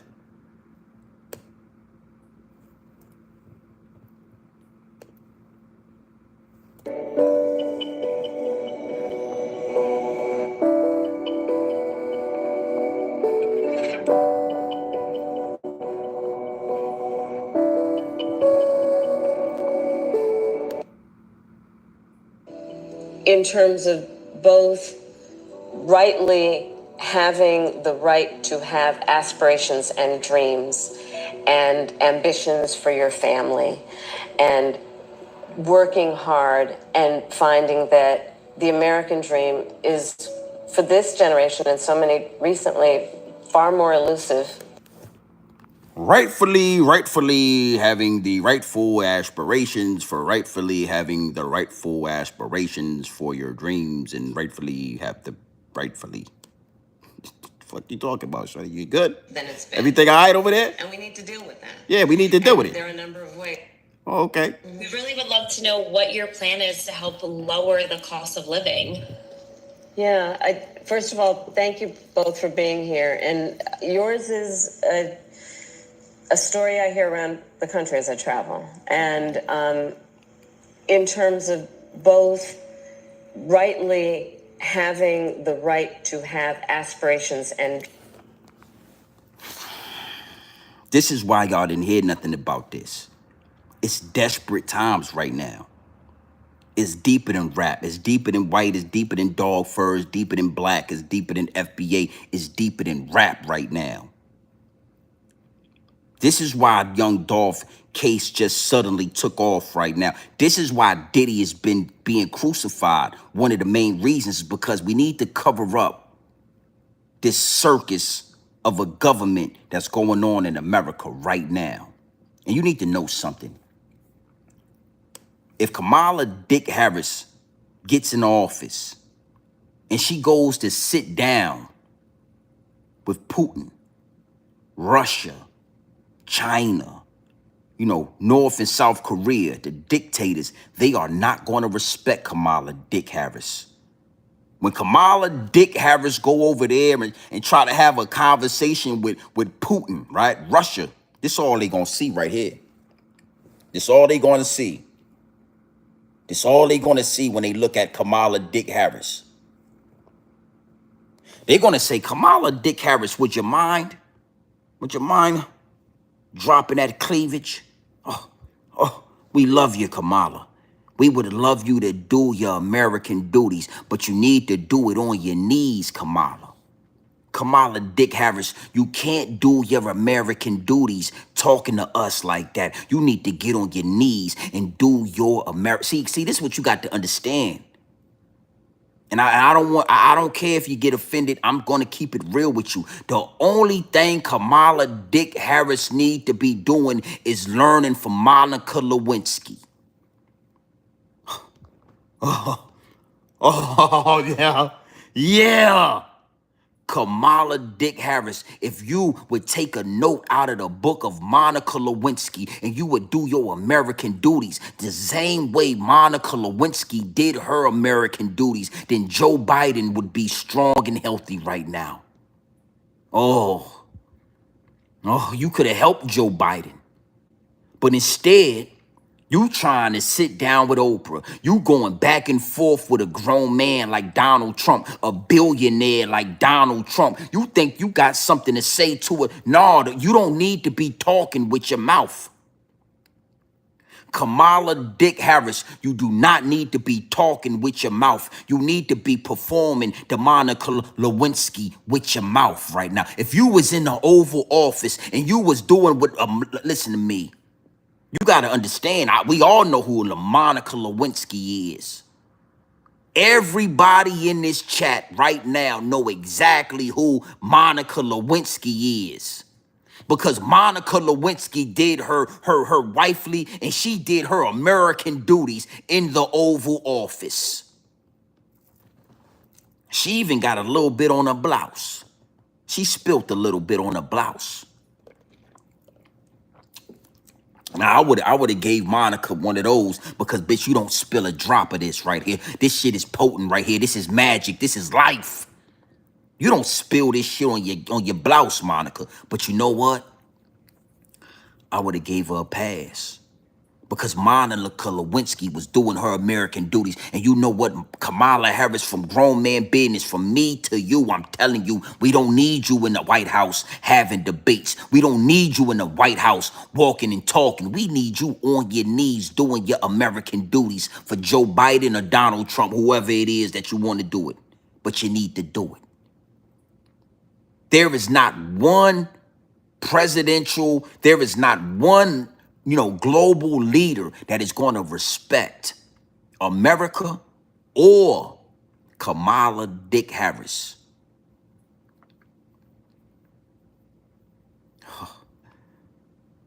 This is the distraction. We need to slip Kamala Dick Harris in the office. We need to figure out a way to make everybody look away. Look that way, we got Young Dolph going on. Look that way because we got Puffy Combs, P. Diddy, Freaky Diddy, Honeycomb, Sugarcomb, whatever you want to call them. We got them over there. But if we can have you. Oh yeah, salute to the chat. Salute to the chat. They're going to do everything in their power to stop this message. But we're not going to allow it. We're not going to allow it because for the future of this great nation, for the future, it got to be a grown man telling you, letting y'all know what need to be happening. Kamala Dick Harris, we don't need you out there in Atlanta popping pussy and rump shaking out there with Megan Thee Stallion. We need you in the Oval Office. We want you in the Oval Office. But we want you to perform your American duties. We want you to get your knee pads out. Oh, I'm sure you're an eater. That dog fur having husband, I'm sure you're topping them off real right. So you shouldn't have a problem taking care of a billionaire like Donald Trump or Joe Biden. You want Joe Biden to stay in office, perform your American duties and stand on business. Yeah. Oof. Oh, it was a nice picture, wasn't it? You like that picture? You like that picture of Kamala Dick Harris? Did you like that? Cleavage out. Yeah, make sure the cleavage is out so we can make a mess. Monica Lewinsky did her American duties, and now it's time for Kamala Harrison to take a note out of Monica Lewinsky's book and to perform her American duties.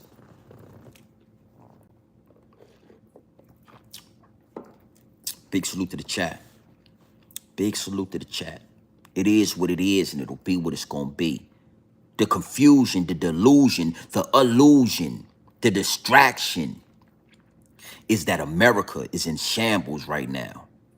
We have no active president that we can see with our own eyes. We have no active president that's stopping the war at the borders. We got all of these Venezuelan and all of these Ukrainians and all of these Mexicans running all over America.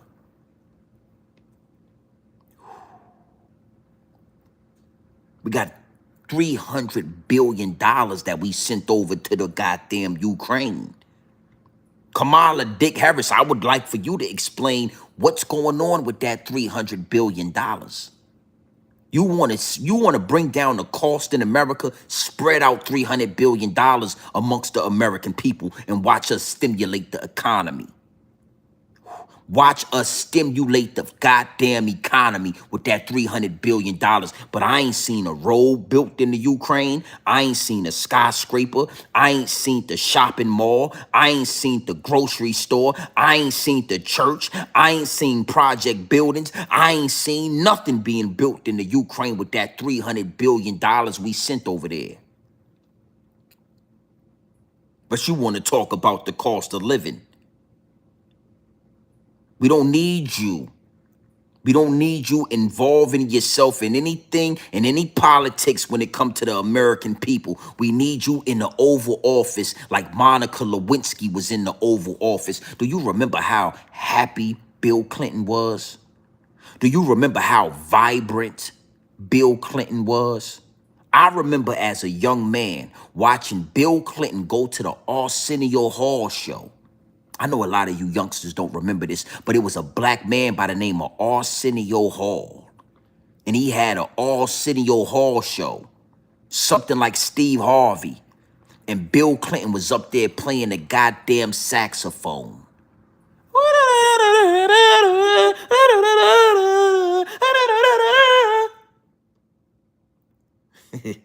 Monica Lewinsky was doing her American duties, swallowing every drop like she was supposed to. And Kamala Harris, if you was to get on your goddamn knees and perform your American duties, the American people would be highly grateful. We will be grateful. Yeah, Bill Clinton. Yo, Bill Clinton was on the, Google it. Google it. We got YouTube, we got Google. Man, listen, man. Yo, I'm telling you, son, it's a new day and age. Well, we got Google now. We got YouTube. We can get the information. Arsenio Hall had Bill Clinton, American president. And he was... And we was all amazed. We couldn't goddamn believe it. Let's talk about this. Hold on, guys. Watch this. Yo, I can't make this shit up. This nigga Bill Clinton. This nigga Bill Clinton, son.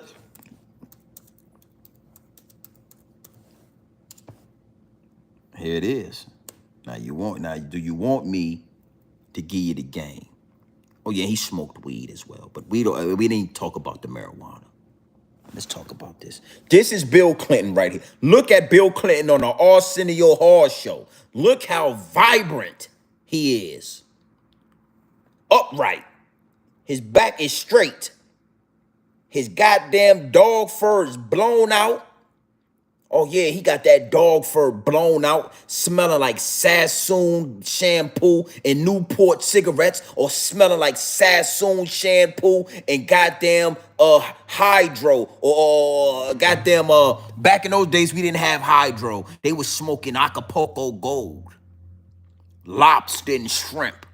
Yeah, I'll give you some game, youngster. Look at the dog fur on that man right there. Look at how he's standing. Look how he's blowing on that goddamn saxophone.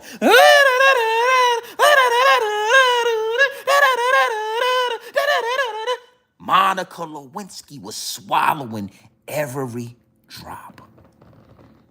Oh, thank you. Thank you for Monica Lewinsky. We thank you for your American duties. We thank you for performing in that Oval Office. Oh, Hillary Clinton. He ain't touched Hillary Clinton ass in 3-4 years because that young secretary named Monica Lewinsky was popping that top every night. Yeah, she was popping the top. Popping the top. I'm gonna give you a taste of it. I don't keep this thing on the guy. This is goddamn, it's copyrights and stuff like that, but I want to give you a quick taste. I want to give your ass a quick taste.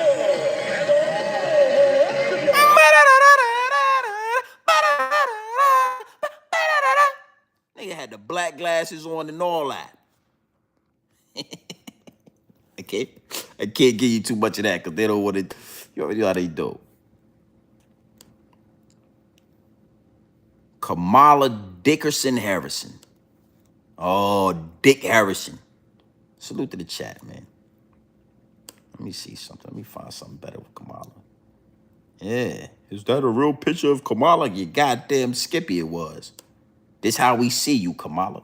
We don't want it no other way. Oh, yeah, shit. Let me give you something real quick. Let's talk about this. Kamala, get your ass in the Oval Office and get to work. All right?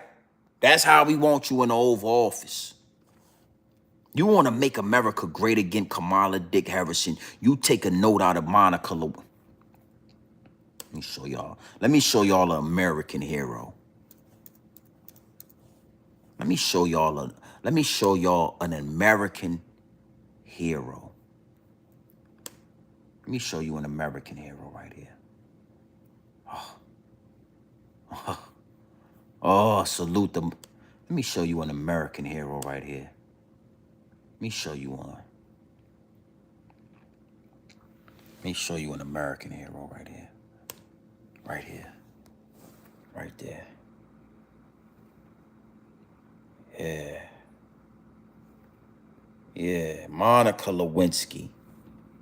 You see how big her smile is? You see how wide that mouth is? You see how strong that chin is? Look at Bill Clinton. Look how happy he is. That's a married man right there. Look how happy he is.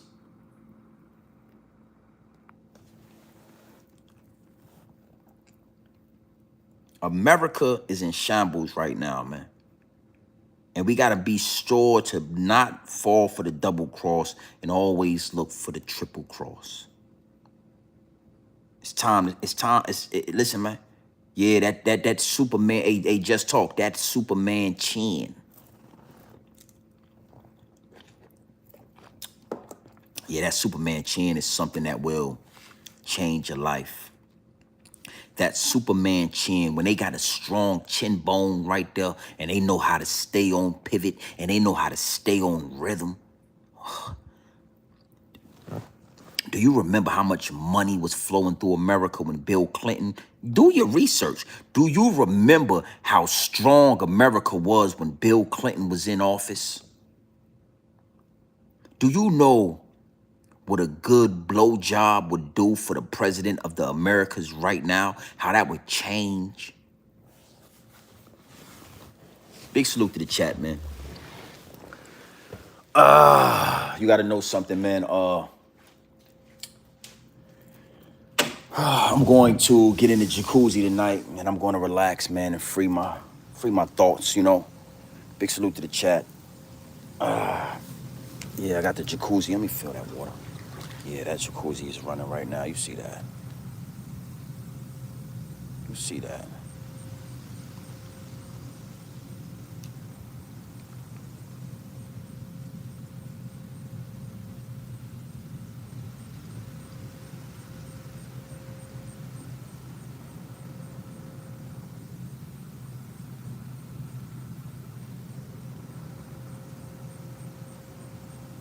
Yeah, man.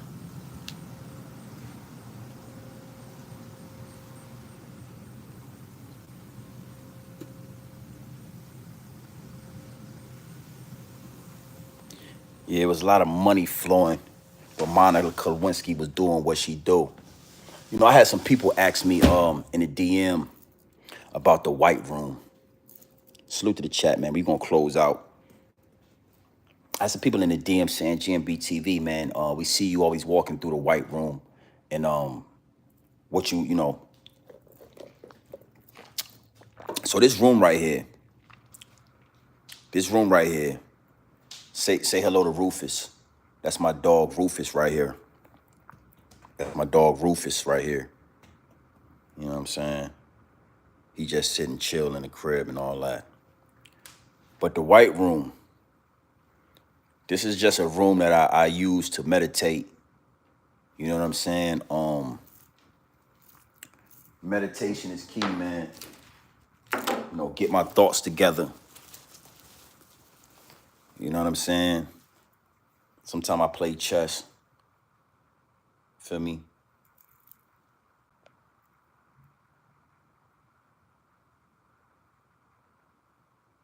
Yeah, sometimes I just get the chessboard going. It's one of my favorite chessboards right here.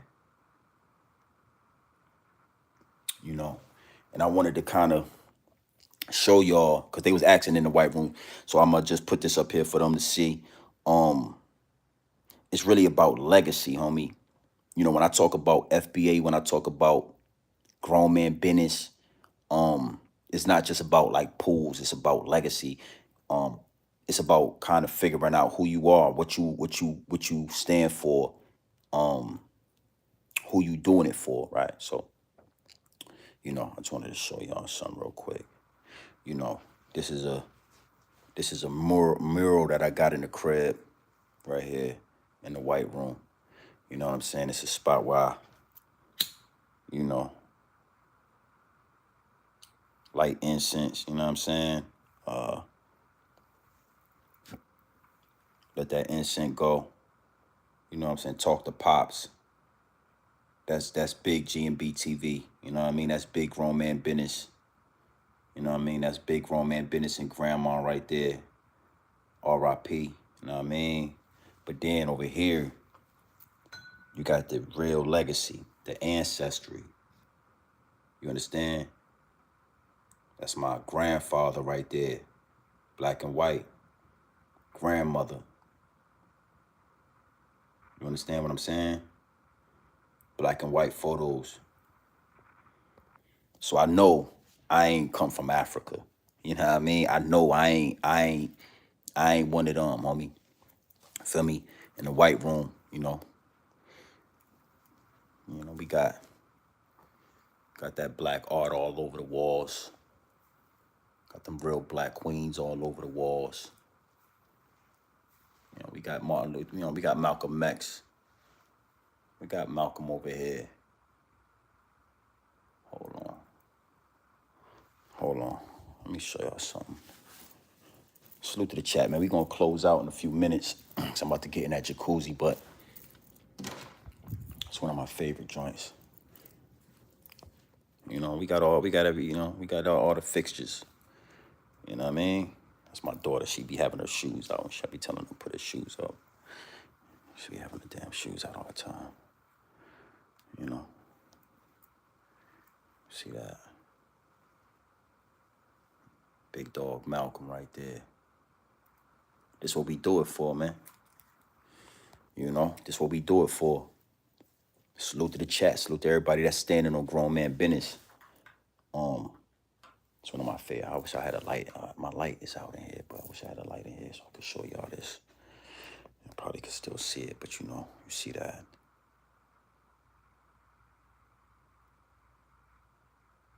I don't know if y'all can see that.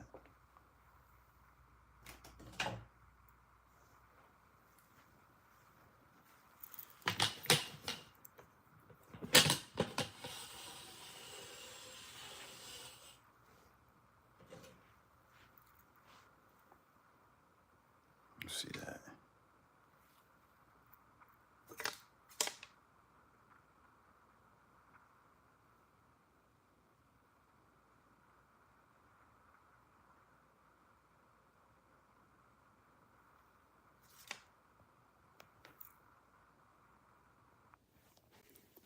See that shit. Sometimes I just walk around the crib with the fucking sword. But not tonight, man.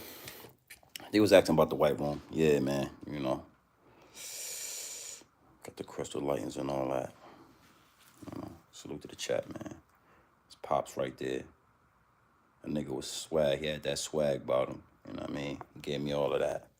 Yeah, he gave me all of that. Appreciate that. Very nice. Sit and chill, enjoying. Go. Yeah, man. I really sit and just quiet. I like quietness. I like to really sit in quietness and no noise. Did you ever talk about Rich Homie Squad? We'll do a live about that. I think I talked about Rich Homie Quan. I think I did. But you got to understand something with Rich Homie.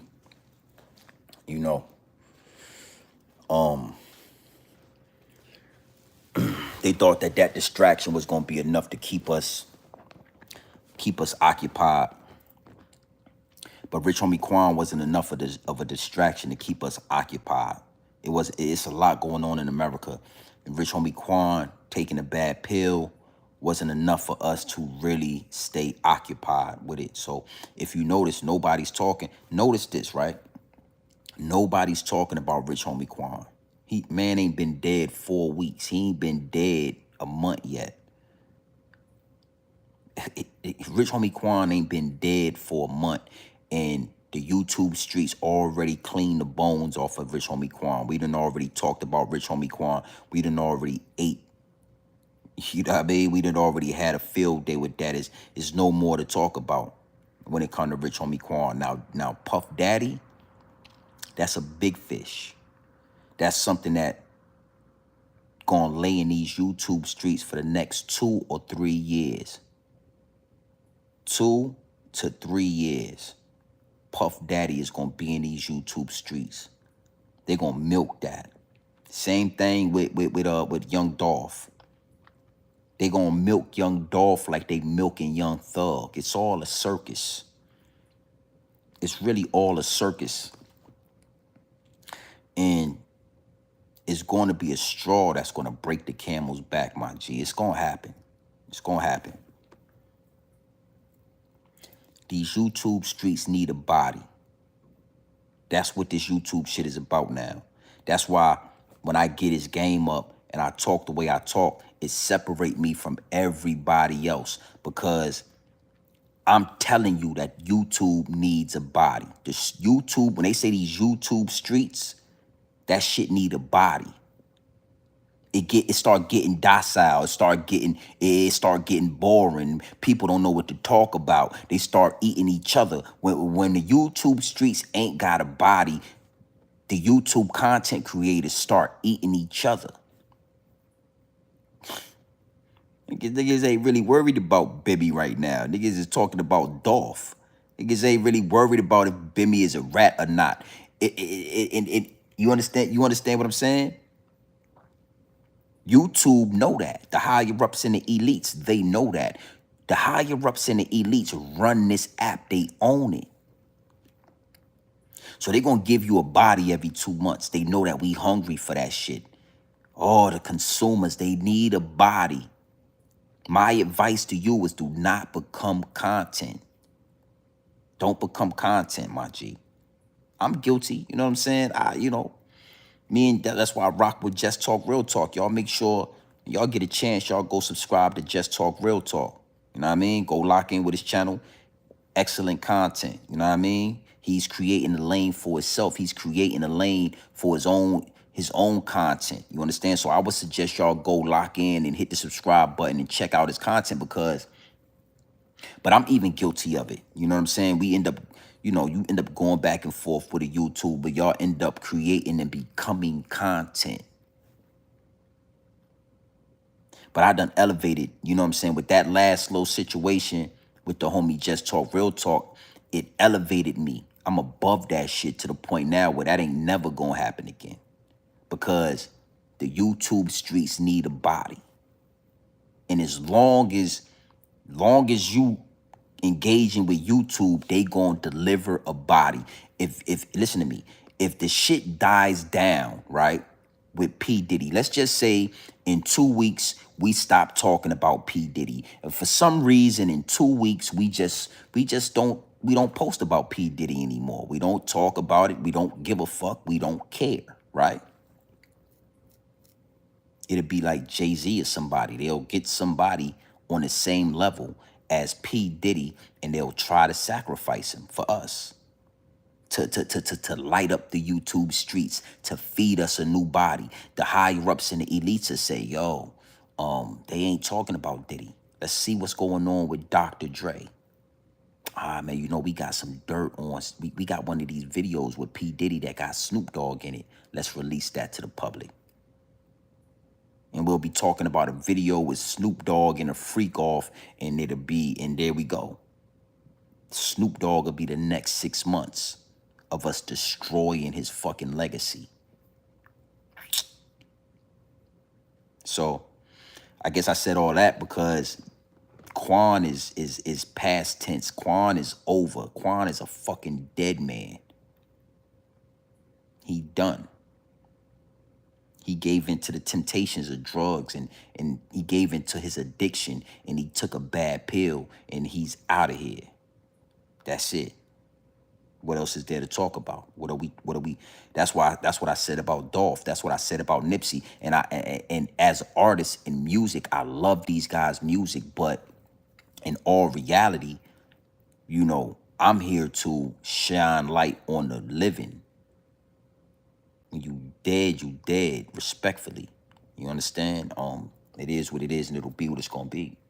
When you dead, you dead. Quan ain't even a factor. Quan is a vague memory. Vague memory. By the end of this year, we won't even remember how Quan passed away.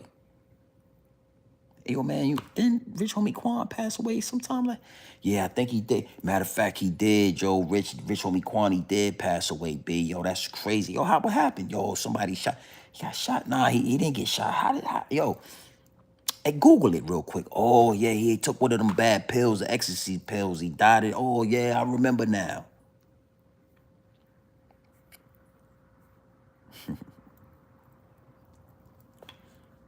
Salute to everybody that really understand what we dealing with this app.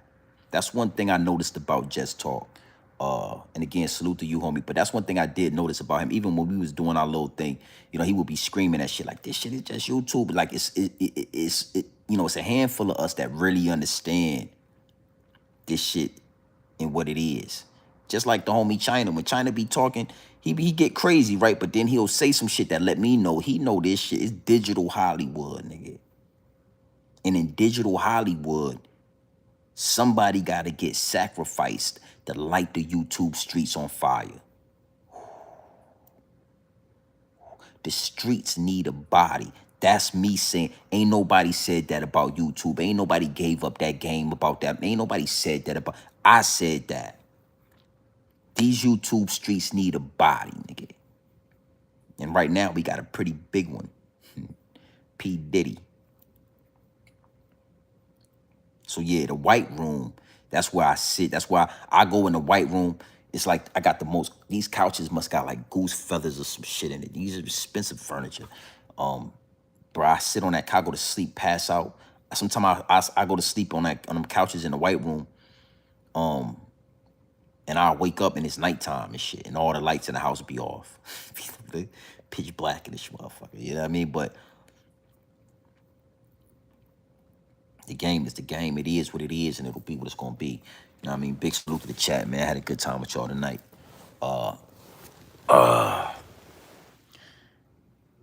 Yeah, I'm gonna get in this jacuzzi, man. What time is it? It's 11:10, 11:30. Did I bring her down here? Let me see. Oh yeah, I did. Perfect. Yeah, I'm gonna get in that jacuzzi, B. Because I'm kind of tired, but because when I'm crossing state lines, it fuck up my sleep pattern. So when I come to the house, I kind of be up. And that jacuzzi puts you down, boy. You get in that jacuzzi. You know what, y'all wanna? You know what? I'm gonna keep y'all with me. Fuck it, it is what it is. We ain't doing nothing. I'm gonna let y'all rock out. Salute to the chat. Let y'all rock out for a few minutes.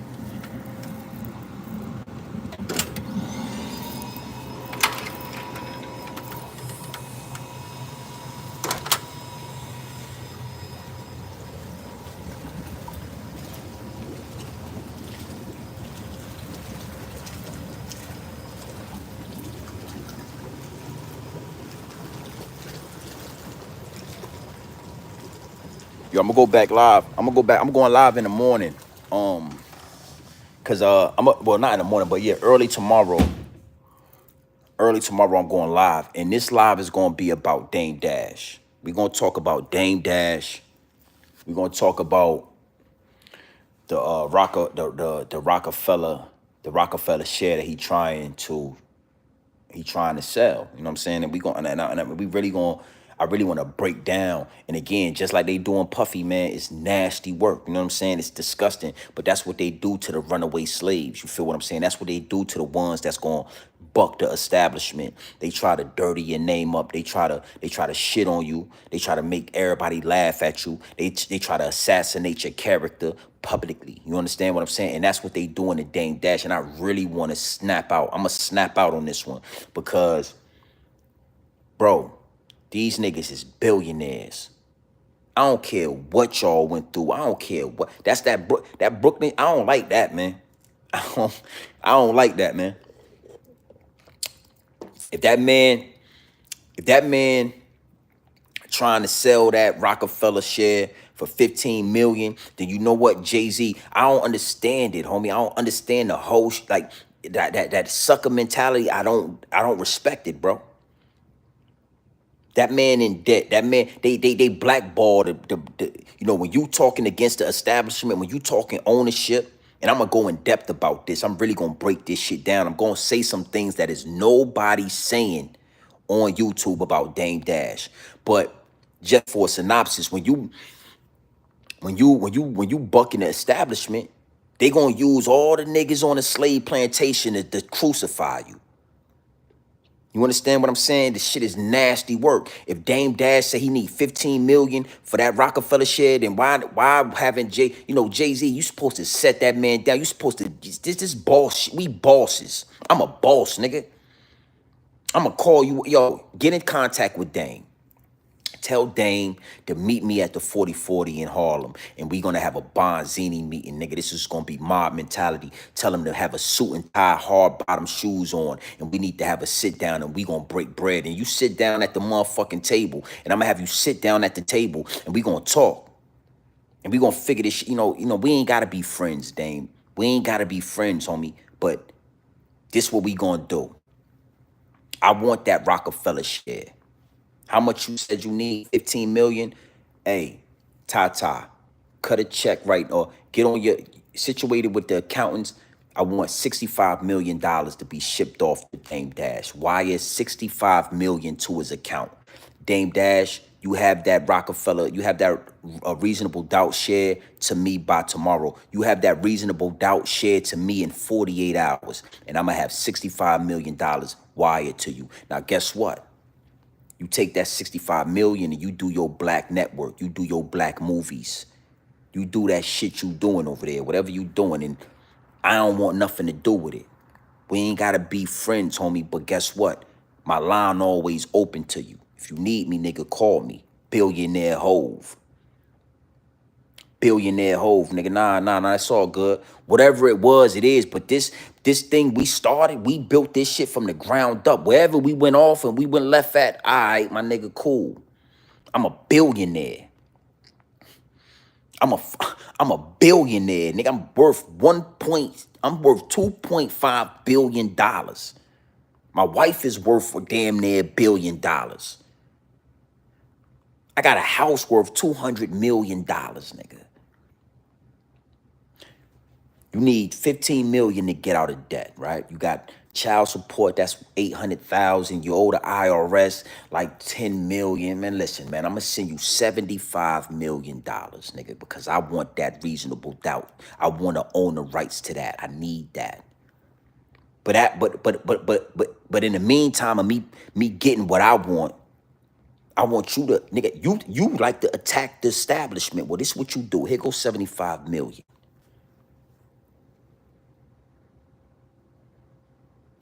But you know what happened? We're going to talk about this tomorrow.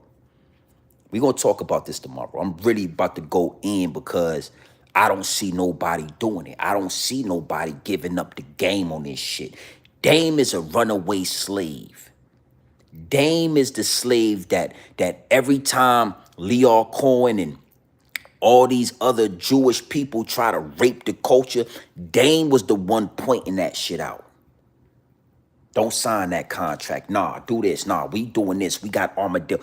Dame is the head of the body. Dame is a rebel. We ain't gotta be cool, but you fund that. See, a real nigga will fund that. Listen, nigga, I ain't got nothing to do with that. You know, I'm cool with the dog fur people, nigga. I was just with Tom Brady, you know, being Tom Brady, I was performing at his little, you know, I fuck with them. But you, take this 75 million, nigga. Cause some ruckus. Do your shit. Just leave me out of it. Go over there, nigga, and let Dame Dash go to work on these niggas, man. This is why we don't have no unity. See. But again, yeah, I'm going live tomorrow early, man. Around probably 12, 1 o'clock. We gonna lock in.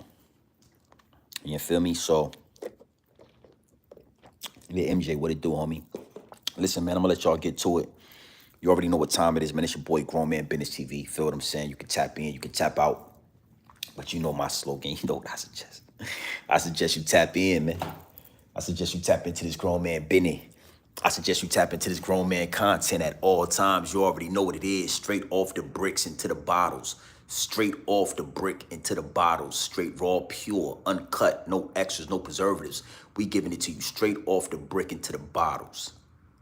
Giving it to you straight raw, my G. No Diddy.